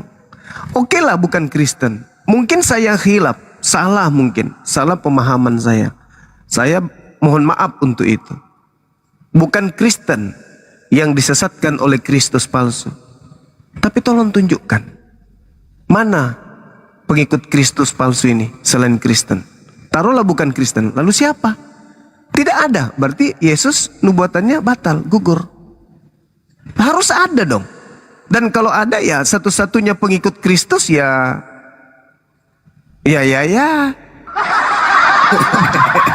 Kalau bukan berarti harus ada kandidat. Tapi siapa? Gitu Bang, silakan. Masya Allah. Izin dulu Bang, Abang Don King, saya sapa ada Bunda Rahma. Bunda Rahma, Assalamualaikum warahmatullahi wabarakatuh Bunda. Niken. Oh Niken, selamat malam Niken. Ya, Ada orang silakan. Kristen yang mau ngasih komentar, silakan kasih kepada teman-teman yang Kristen.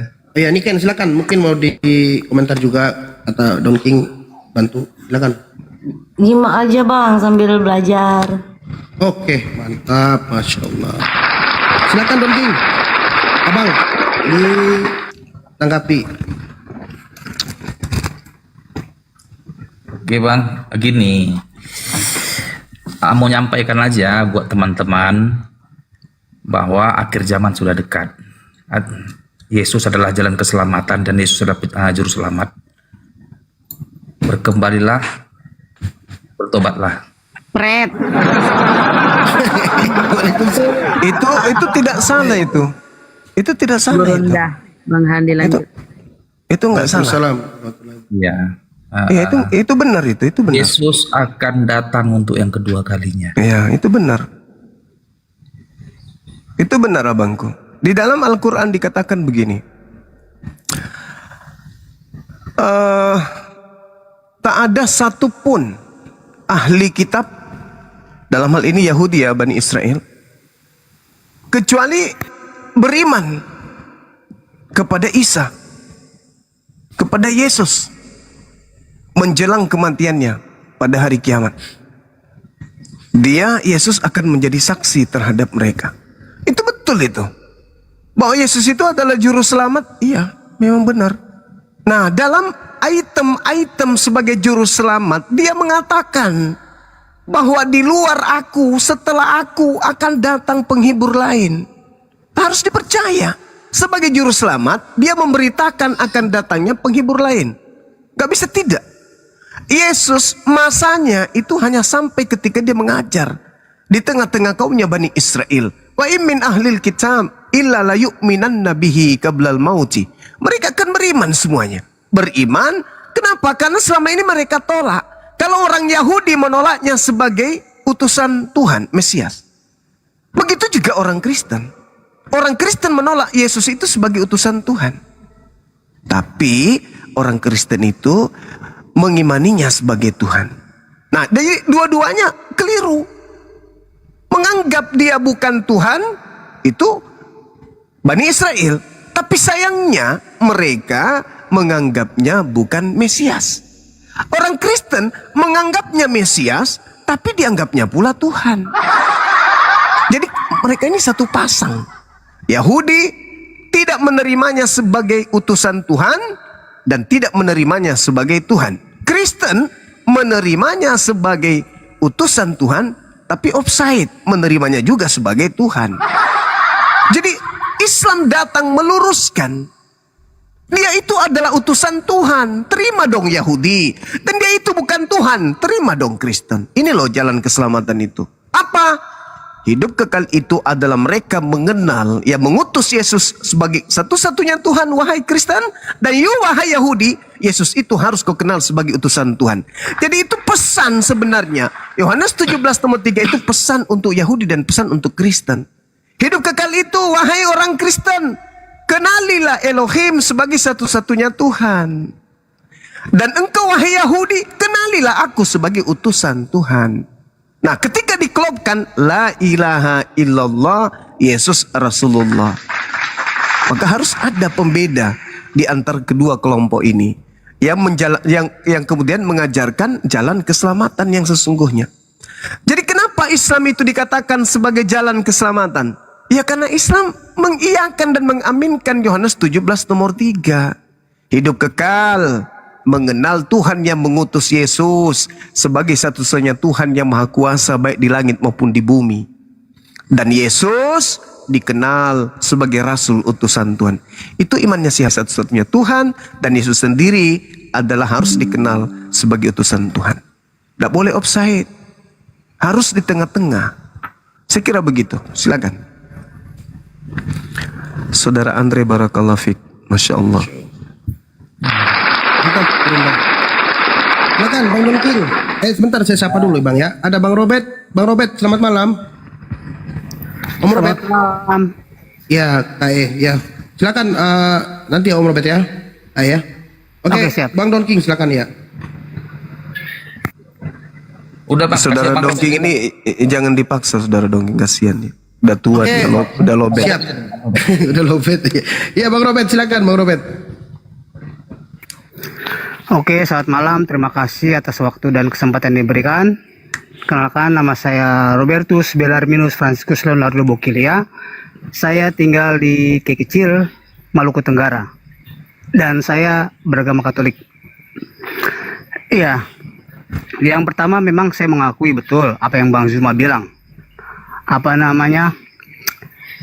Hidup yang kekal itu adalah mengakui satu-satunya Allah yang benar.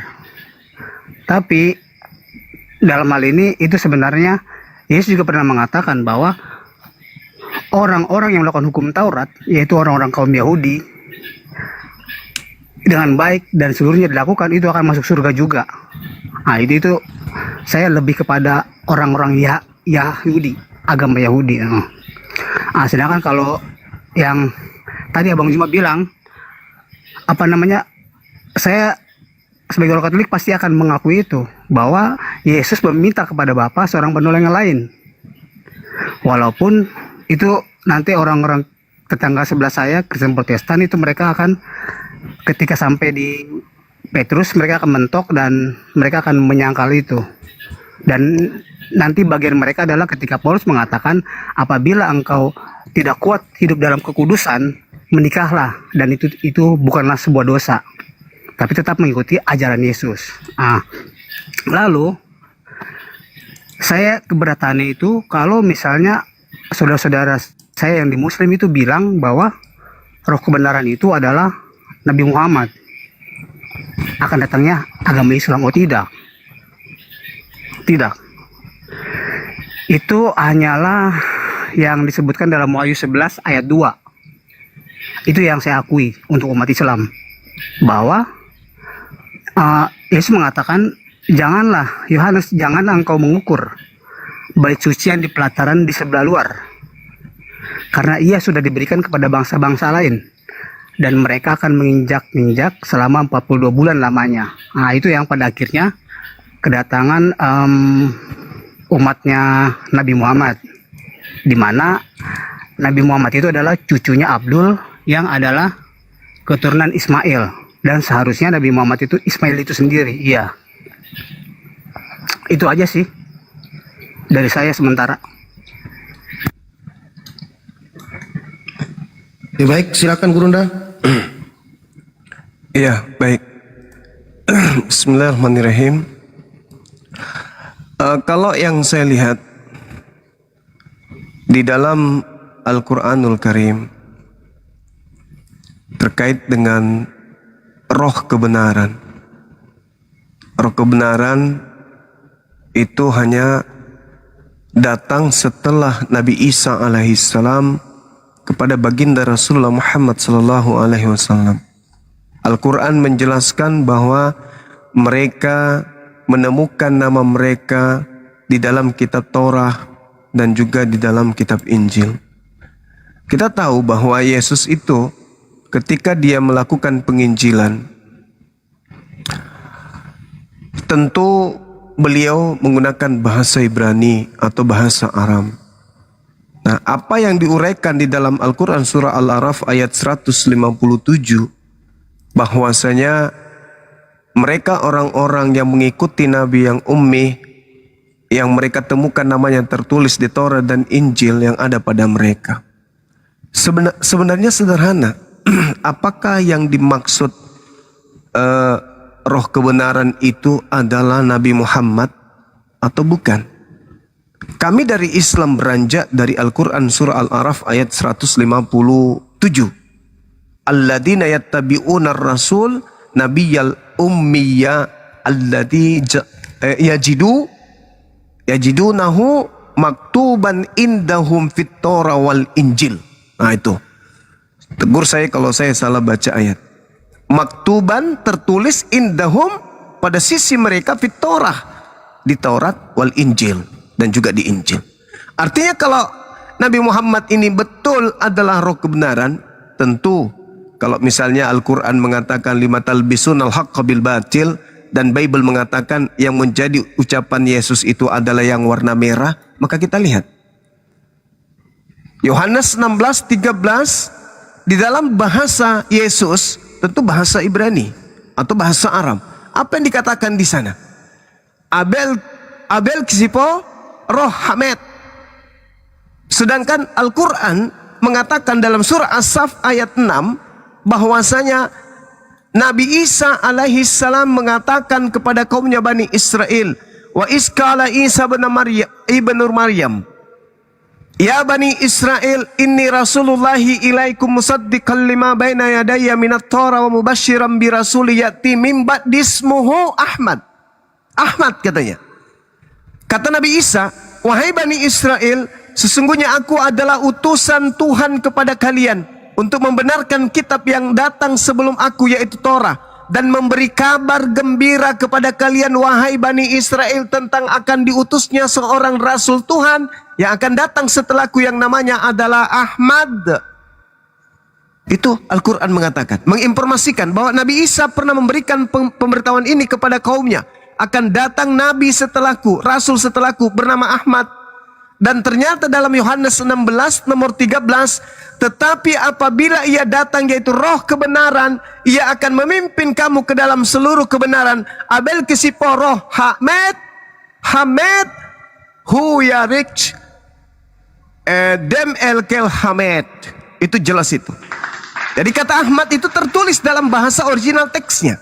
Mungkin ini alasannya kenapa Bible itu selalu diterjemahkan meninggalkan bahasa Ibrani, bahasa Aram. Mungkin karena bertaburan nama Ahmad di situ. Jadi roh kebenaran yang dimaksud di situ adalah Hamed. Al-Quran mengatakan, Nabi Isa mengatakan ismu Ahmad. Ya, berarti apa yang dituangkan oleh Al-Quran bahwa mereka mengenal mereka di dalam kitab mereka, baik itu Torah maupun di Injil.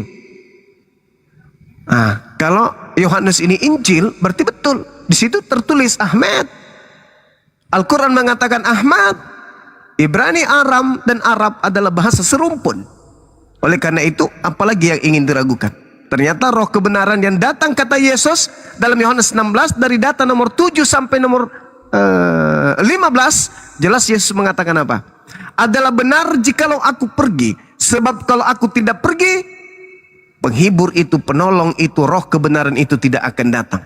Maka aku harus pergi supaya dia datang. Ketika ia datang, dia akan mengisapkan dunia akan dosa, mengajarkan kebenaran, keadilan, dan pengisapan dunia akan dosa. Dan dia akan berkata-kata bukan dari dirinya, melainkan apa yang didengarkan itulah yang disampaikan. Dan dia akan memuliakan aku.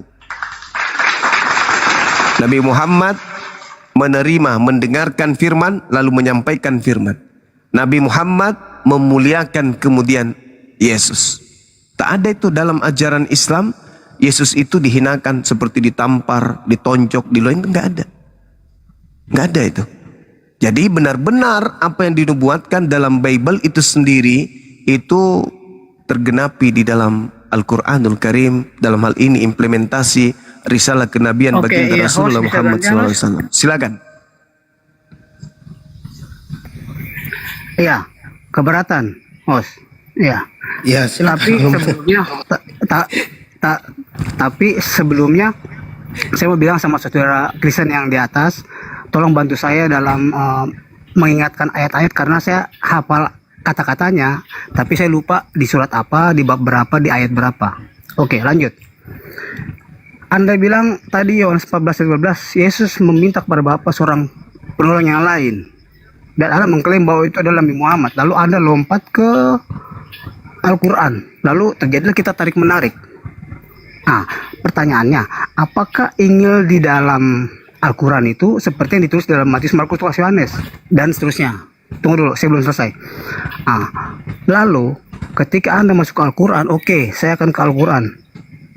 Seharusnya yang dalam Injil itu yang disebutkan Injil oleh Nabi Isa dan kata Ahmad, berarti seharusnya ketika Nabi Muhammad melakukan perjalanan Isra Mi'raj ke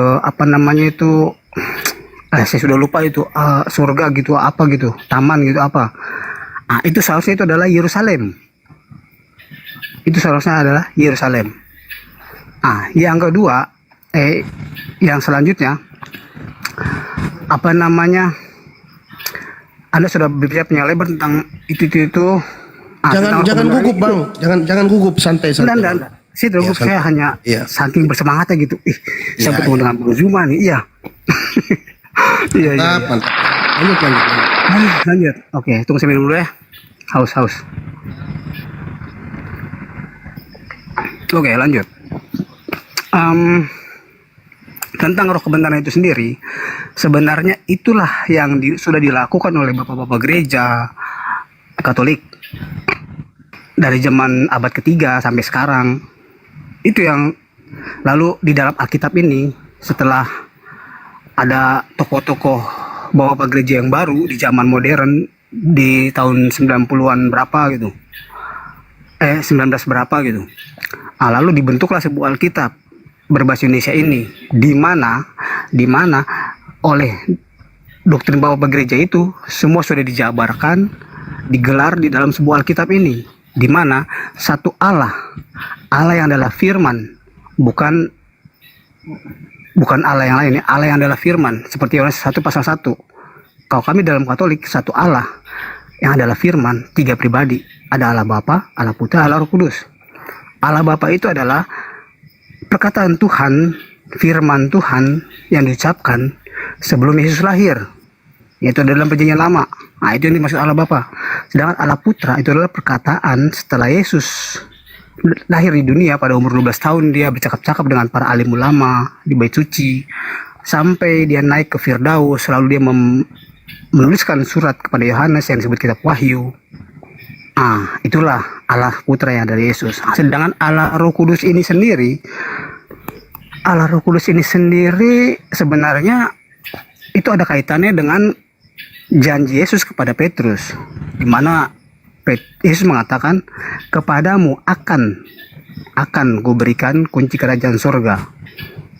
Apa yang kau ikat di dunia akan terikat di surga, apa yang kau lepaskan di dunia kau akan terlepas di surga. Jadi ketika Petrus dan Paulus dan kawan-kawan melepaskan dia dari kekudusan, mereka tidak terdaftar di surga. Itu saya masih pertanyaan. Sampai sekarang saya tidak tahu. Saya sebagai orang Katolik tidak tahu, kami tidak tahu. Jadi sementara dalam ketidaktahuan kami berdoa melalui Bunda Maria sebagai wakil Allah Roh Kudus itu sendiri.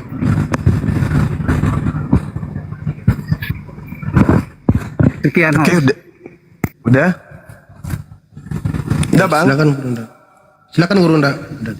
Iya, saudara Kristen, agama Kristen, mohon maaf, agama Kristen sendiri itu agama yang kata orang-orang Yahudi di Kisah Para Rasul 24 nomor 5, Paulus ini pendirinya, dia adalah salah satu tokoh dari sekte Nasorios atau Kristen atau Nasrani, di mana orang-orang Nasrani ini di antara mereka ada yang zolim, lalu kemudian membentuk satu pengajaran yang disebut Kristen atau ajaran yang diberikan kepada pengikut Kristus. Jadi tidak bisa kita mendudukkan Yesus ketika dia berbicara seakan-akan berbicara kepada Kristen. Yesus setiap kali dia berbicara selalu berbicara kepada kaumnya Bani Israel, bukan kepada Kristen baik di Roma maupun di Yunani. Semua pengajaran Yesus itu konsentrasinya hanya kepada mahasiswanya, yaitu Bani Israel. Nah, tadi saudara mengatakan tentang Isra Mi'raj. Al-Quran mengatakan subhanalladzi asra bi 'abdihi lailam minal masjidil haram ilal masjidil aqsa. Berbicara Masjidil Aqsa itu berbicara mengenai Yerusalem atau Palestina.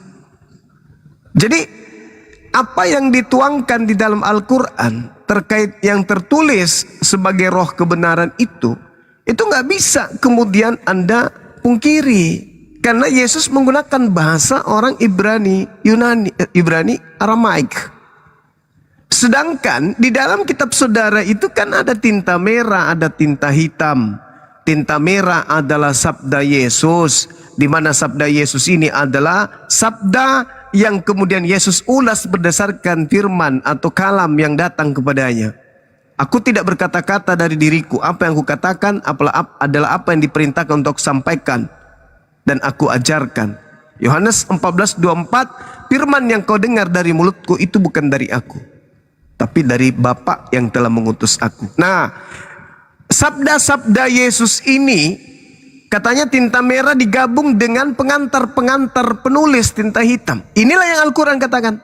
Ya ahlal kitab, lima talbisunal haqqa bil batil wa taktumul haqqa wa antum ta'lamun. Mengapa engkau mencampur adukkan antara firman Tuhan dan karangan-karangan manusia? Itu. Jadi kalau Anda mengatakan apakah yang diterangkan di dalam Al-Quran itu adalah Injil yang ada di kami, lima talbisunal haqqa bil batil wa taktumul haqqa wa antum ta'lamun. Dan itu fakta, itu real. Yang tertuang di dalam kitab saudara adanya pencampur adukan antara firman Tuhan yang Yesus sampaikan dengan pengantar-pengantar orang yang kita tidak kenal. Sedangkan di dalam sabda Yesus Yohanes 17:8, segala firman yang engkau berikan telah aku sampaikan kepada mereka. Berarti ada cakupan firman yang tidak bercampur dengan perkataan-perkataan siapapun, termasuk perkataan Yesus. Karena Yesus mengatakan dalam Yohanes 12:49, aku tidak berkata-kata dari diriku sendiri. Nah, apa yang kukatakan adalah apa yang diperintahkan untuk aku sampaikan. Nah, berarti segala firman ini, firman Tuhan tidak boleh bercampur aduk dengan perkataan manusia. Jangankan perkataan pengarang, perkataan Yesus pun tidak boleh bercampur dengan itu. Untuk itulah kemudian ketika Yesus berkata kepada kaumnya, adalah lebih baik aku pergi. Bukan berbicara kepada Kristen ini, maaf. Yesus berbicara kepada Yahudi. Wahai Yahudi, adalah lebih baik jika aku pergi. Sebab kalau aku tidak pergi, roh kebenaran atau penghibur itu tidak akan datang kepadamu. Bukan kepada Kristen, tapi kepada Bani Israel. Makanya dalam surah Al-Ma'idah ayat 15, ayat 16, ya ahlal kitab 5, ya ahlal kitab, qad ja'akum rasuluna yubayyin lakum. Telah datang kepada kalian rasulku untuk menjelaskan sebagian isi kitab yang kalian sembunyikan. Yahdi bihila manittaba ridwanahu subulas salam. Telah datang kemudian rasulku membawa Al-Quran untuk mengajarkanmu, mengajakmu kepada jalan keselamatan. Nah, makanya Yesus mengatakan akan datang roh kebenaran kepada Bani Israel. Yahdi bihila manittaba ridwanahu subulas salam.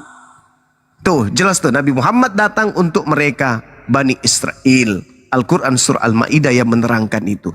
Jadi setiap Yesus berbicara kepada Bani Israel. Wahai Bani Israel, adalah lebih baik jika aku pergi. Sebab kalau aku tidak pergi, roh kebenaran, yaitu Ahmad, tidak akan datang. Maka aku harus pergi supaya dia datang. Datangnya kepada Bani Israel. Nah, ketika ia datang, ya ahlal kitab, qad ja'akum rasuluna yubayyin. Wahai ahli kitab, telah datang loh apa yang dijanjikan oleh Yesus. Siapa itu? Roh kebenaran, Ahmad. Dalam bahasa Ibrani jelas Yesus mengatakan abel kisipo roh Hamed.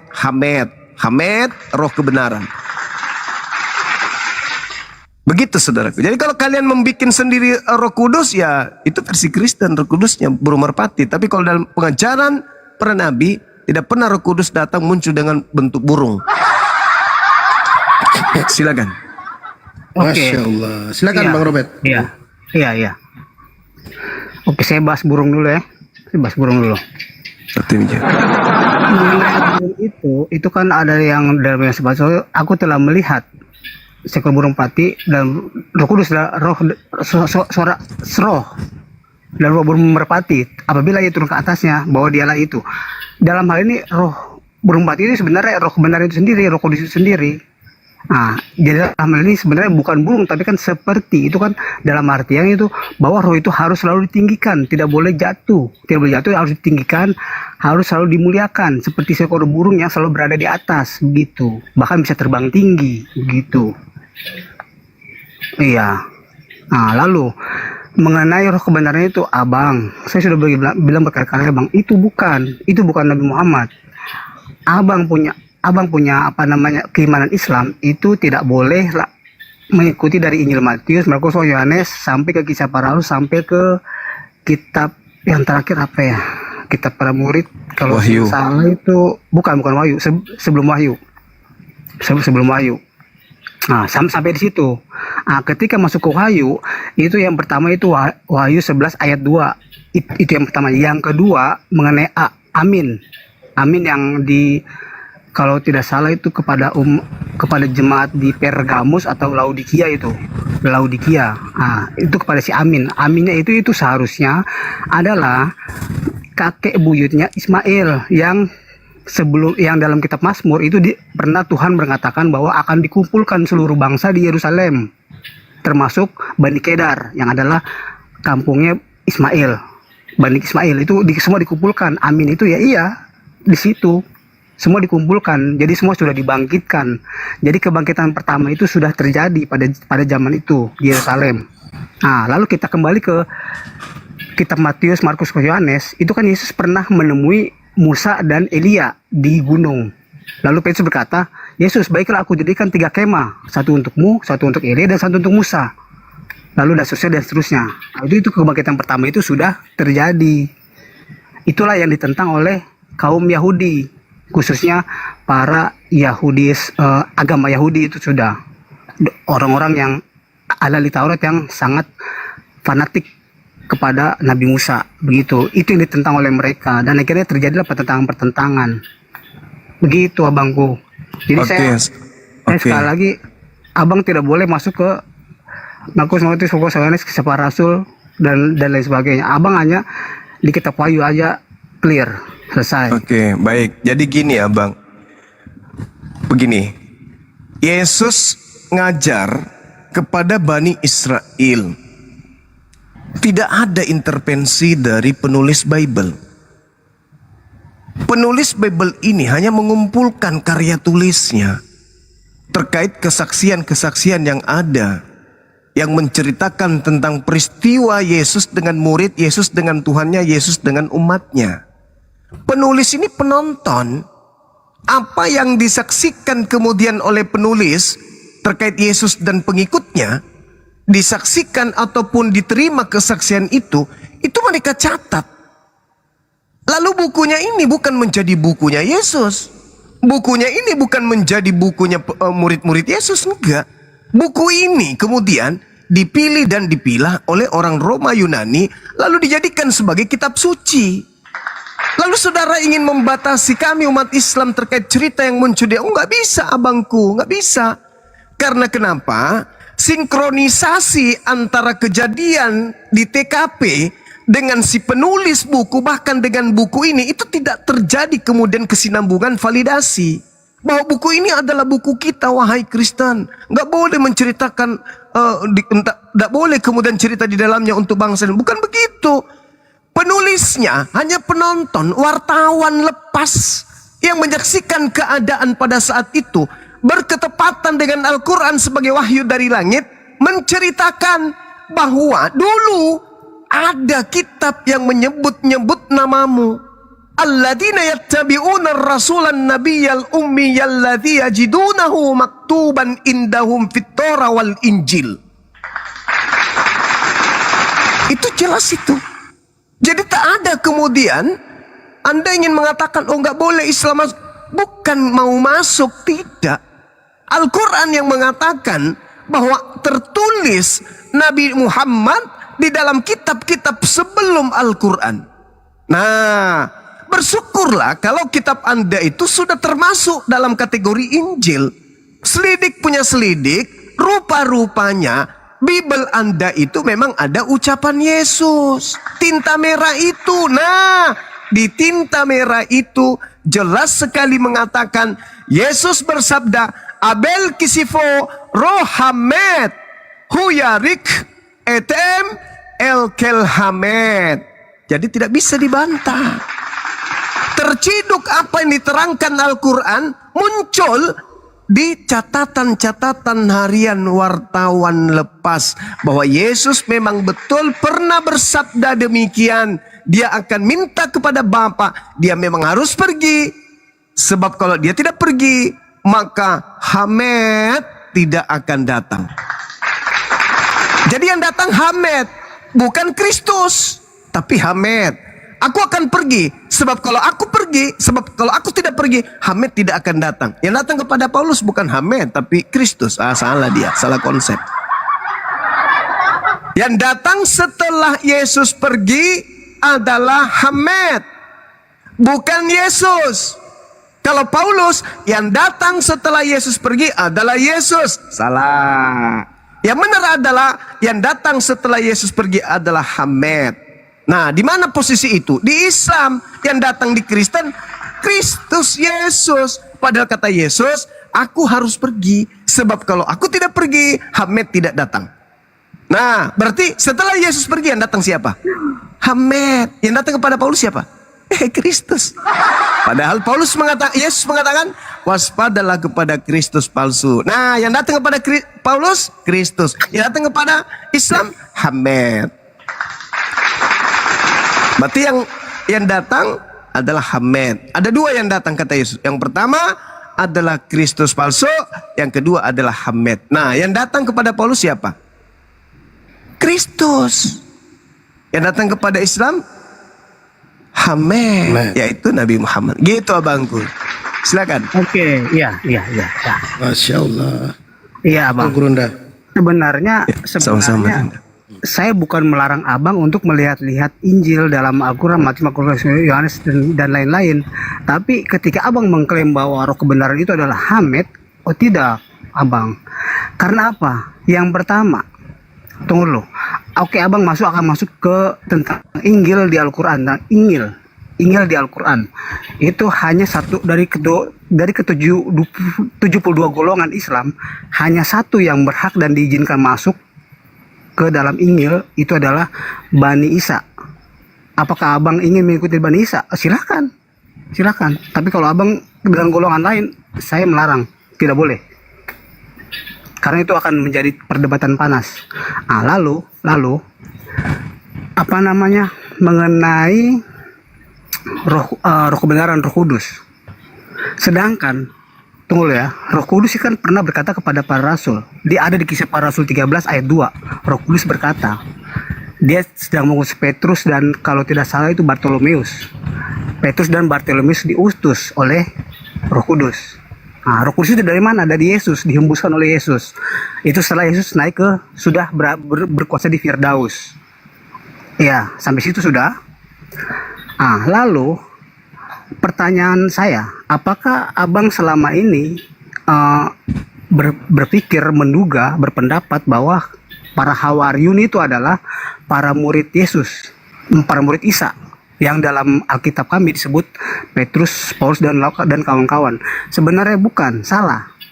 Kaum Hawariyun itu bukan Petrus, Paulus, dan kawan-kawan, tapi para pengikut Isa, yang adalah ketujuh jemaat dalam kitab Wahyu, ketujuh jemaat yang diwahyukan oleh Yesus kepada Yohanes. Itulah para kaum Hawariyun, yang masing-masing jemaat punya pemimpin,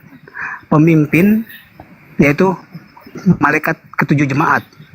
Tulisanlah kepada malaikat jemaat Smyrna, kepada jemaat Pergamus, Efesus, dan lain-lain. Itulah para Hawariyun yang mempunyai satu pemimpin, yaitu malaikat. Menurut hemat saya, dalam Wahyu 22 yang Yesus pernah mengatakan bahwa aku akan mengutus malaikatku di depan, itu ada, dan seterusnya. Itu seharusnya adalah salah satu malaikat ketujuh jemaat itu, di mana yang pada akhirnya Jibril sendiri yang menemui Nabi Muhammad. Itulah kenapa kenapa banyak kan orang Kristen yang mengatakan bahwa Nabi Muhammad buta huruf? Itu sebenarnya seharusnya itu bukan buta huruf. Karena kitab yang diberikan oleh Jibril itu bukan berbahasa Arab, tapi berbahasa Ibrani atau Aramaik atau di luar bahasa Arab. Itulah kenapa Nabi Muhammad tidak bisa membacanya. Di mana datanya itu, Bang? Bang Robert, di mana datanya itu? Maksudnya data apa? Anda katakan barusan bahwa kitab yang diberikan kepada Nabi Muhammad itu berbahasa, di mana, Bang, datanya? Ya karena dia tidak bisa, itu hanya pendapat saya. Itu asumsi, Bang. Datanya yang saya minta di mana? Bukan kalau asumsi. Gurunda tadi Kita menyampaikan berpikir dengan secara data. logika. Kita bisa Oh, nggak bisa. Kalau logika nggak masuk Kristen, Bang. Silakan Gurunda. Karena dalam kitab Wahyu kan ada Wahyu 11 ayat 2 bahwa Yerusalem akan diinjak oleh bangsa lain yang adalah pengikut yang pada akhirnya pengikut Nabi Wahyu Muhammad berapa, yang Bang? sekarang Wahyu berdiri berapa? Masjid Al-Aqsa. Sebentar. Wahyu berapa, Bang? Wahyu 11 ayat 2. Ya, silakan. Wahyu 11 ayat 2 ya, saya baca. Bentar, saya sapa dulu, Bang. Wahyu 11 ayat 2. Oke, iya, saya sapa dulu, ada saudara saya Kristen di bawah. Bang Time, selamat malam. Selamat pagi. Ya, selamat. Ya, ini ada Gurunda. Ya. Anda beruntung malam ini ada Gurunda Bang Juma. Ya, Anda bisa bertanya-tanya lebih jauh ya. Kalau saya kan ilmu masih minim. Nah, silakan Anda lebih memperdalam, tanya kepada Gurunda apa saja. Beliau pasti akan menjawab. Ya, selama niat Anda untuk belajar. Karena ini dia nih niatnya belajar Gurunda. Ini Bang Time. Iya. Baik orangnya, bagus. Ya. Silakan.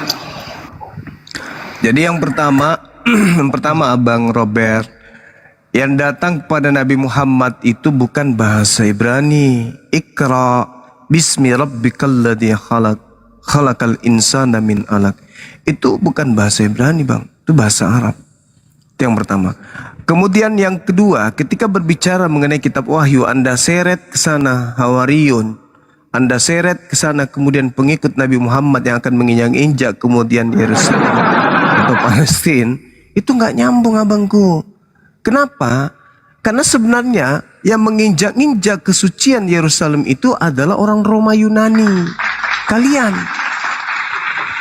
pengikutnya. Ngapain coba kalian melibatkan diri masuk ke Yerusalem, ke tanah Palestina, tanah suci itu, sementara kalian makan babi, kalian menyembah makhluk, kalian tidak puasa, kalian tidak bersunat. Ngapain bawa diri kalian ke tempat suci itu? Sedangkan kalau berbicara mengenai kitab Wahyu, Anda boleh baca Wahyu 12 nomor 9. Dan naga besar itu si ular tua yang disebut iblis dan setan yang menyesatkan seluruh Aikomene. Aikomene itu kerajaan Romawi. Iblis yang dilemparkan dari langit turun menyesatkan seluruh kekaisaran Romawi. Itu dalil, Bang. Coba Anda lihat Wahyu 12:9. Menyesatkan seluruh Aikomene. Aikomene itu apa? Persatuan gereja-gereja Roma. Itu yang disesatkan oleh iblis. Nah, inilah yang kemudian mencemarkan pengajaran Torah dengan mengatakan Tuhan turun menjadi manusia. Tuhan mati dibunuh manusia. Hukum Torah itu adalah sampah tinja. Ini yang menodai, yang menghancurkan, menginjak-injak. Jadi kalau berbicara mengenai kitab Wahyu, Anda menyeret iblis yang dilemparkan ke kekaisaran Romawi, pendiri agama Kristen mula-mula. Itu dalil. Jadi sekali lagi, ketika berbicara mengenai roh kebenaran, itu bukan Roh Kudus, Bang, beda. Roh Kudus itu dengan roh kebenaran itu beda. Meskipun Roh Kudus ini adalah roh kebenaran, tapi roh kebenaran yang dimaksud di situ bukan Roh Kudus. Roh Kudus itu Gabriel, sedangkan roh kebenaran itu adalah Nabi Muhammad. Jadi maksudnya Roh Kudus datang kepada roh kebenaran. Roh Kudus tugasnya menyampaikan firman kepada roh kebenaran ini. Roh kebenaran dalam bahasa Yesus adalah Hamed. Ahmad. Itulah roh kebenaran itu. Simpulnya, kita nggak usah terlalu panjang lebar. Menurut Yesus, dalam bahasa yang digunakan, Yohanes 16, nomor 7, nomor 8, adalah lebih baik jikalau aku pergi. Sebab kalau aku tidak pergi, maka roh kebenaran itu tidak akan datang. Kalau aku pergi, roh kebenaran datang. Yesus pergi tuh. Yesus pergi. Hari demi hari, minggu, bulan, tahun. Pergi Yesus. Yang datang menurut Yesus setelah dia pergi siapa, Bang? Di situ tidak dikatakan Yesus pergi sampai berapa lama. Yesus dikatakan hanya pergi saja. Iya, setelah dia pergi yang datang siapa? Oke, tunggu dulu.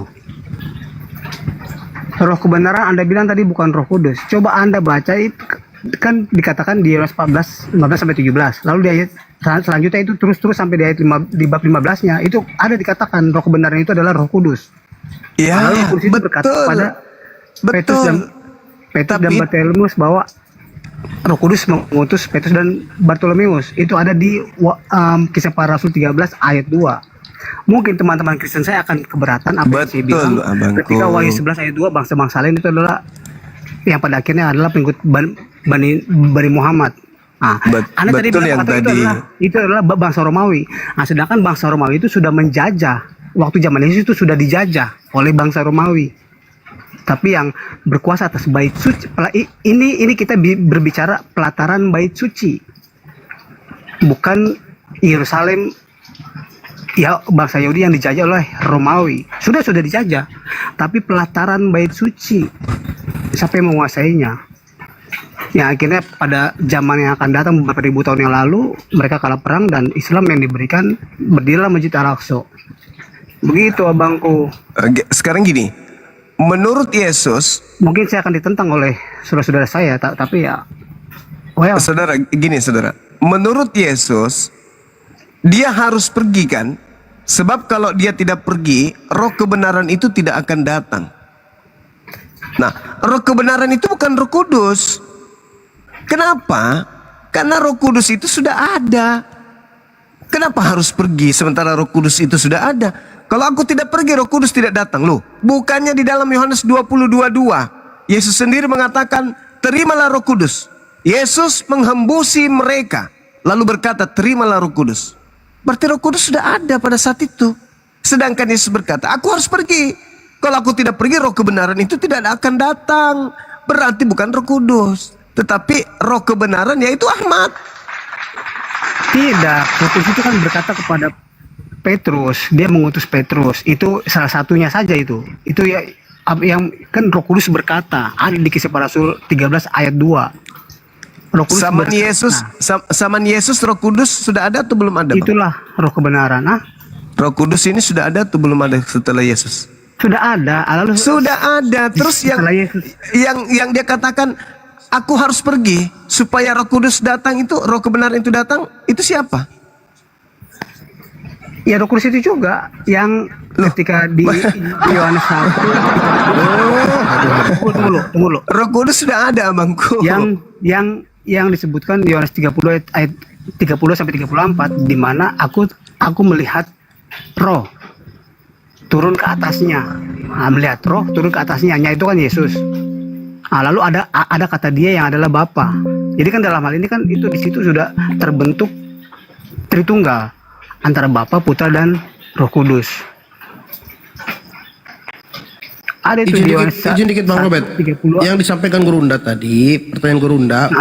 Iya. Bahwa Roh Kudus itu sudah ada sebelum Yesus berkata bahwa aku akan minta kepada Bapa seorang roh kebenaran. Kan disambung di data di berikutnya, ayat berikutnya mengatakan yaitu Roh Kudus. Lalu yang membawa Yesus untuk dicobai iblis kan Roh Kudus pertama. Kedua, waktu Yesus dibaptis di Sungai Yordan, turunlah Roh Kudus berupa burung merpati. Roh Kudus yang mana lagi, Bang? Jadi maksudnya Gurunda nih, Roh Kudus sudah banyak, Bang, sudah ada sebelum Yesus berkata demikian. Gitu, silakan. Betul. Berarti yang ditunggu ini bukan Roh Kudus, yang ditunggu ini roh kebenaran. Pertanyaan saya tadi, abangku. Yang datang setelah Yesus pergi itu Ahmad atau Yesus? Bagaimana? Yang datang setelah Yesus pergi Ahmad, Hamed atau Yesus? Yang datang setelah Yesus pergi? Iya. Roh kebenaran atau Roh Kudus atau roh penghibur? Bukan Yesus. Bukan. Nah, yang datang kepada Paulus siapa? Ketika ke Damsik. Di Damsik ya Yesus. Nah, siapa? Mantap Gurunda. Yesus mengatakan, waspadalah kepada penyesat yang datang memakai namaku. Ada tuh yang mengaku kedatangan Yesus. Padahal Yesus menjanjikan bukan Yesus. Yesus menjanjikan Hamed. Tidak, di situ kan Yesus yang diakhiri. Akulah Yesus yang kau aniaya itu. Lah, itu Apa itu kan penyesat? Yesus mengatakan apa? Yes, di dalam Al-Quran juga ada Isa itu punya kuasa di langit dan di bumi. Jadi dia mau naik mau turun terserah Yesus dong. Oh, nggak bisa. Malaikat berkata dalam Kisah Para Rasul 1 nomor 11, Yesus yang kau lihat terangkat ke langit akan datang sama seperti engkau melihat dia ke langit. Akan datang sama seperti engkau melihat dia ke langit. Ya, itu Ketika sudah dia ke datang langit, kepada Saulus. ketika dia naik ke langit, dia ada daging nggak? Ada Gurunda, ada aman. Ketika ia datang ke bumi, maka dia datang dengan daging. Ada nggak daging ketika dia ke Paulus? Tidak ada Gurunda. Nggak ada. Itu bukan Hanya Yesus. dalam bentuk cahaya. Nah, itu bukan Yesus. Itu Yesus, abangku. Bukan saudaraku. Yesus mengatakan ketika ditanya muridnya di Bukit Zaitun, Matius 24, Guru, apa tanda kedatanganmu? Apa tanda kedatanganmu? Tanda kedatanganku adalah anak manusia akan nampak di tengah langit. Seluruh manusia akan melihatnya.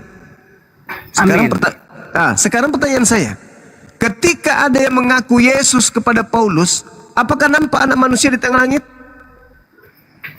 Ketika Roh Kudus berkata kepada Petrus di Kisah Para Rasul 13 ayat 2, nah, beda lagi. Ada. Beda. Yang datang kepada Paulus, apakah anak manusia ada di tengah langit? Kalau Tidak, kepada Paulus itu berupa cahaya. Ada nggak Yesus berupa anak manusia di tengah langit? Ada nggak? Lalu butalah matanya, lalu Anak manusia bang, bukan cahaya bang. Anak manusia. Mengatakan, hah? Anak manusia bang. Ada nggak anak manusia di tengah langit? Bagaimana? Kata Yesus ketika ditanya, Guru, apa tanda kedatanganmu? Kalau yang datang itu kamu, apa tandanya? Engkau akan melihat anak manusia di tengah langit.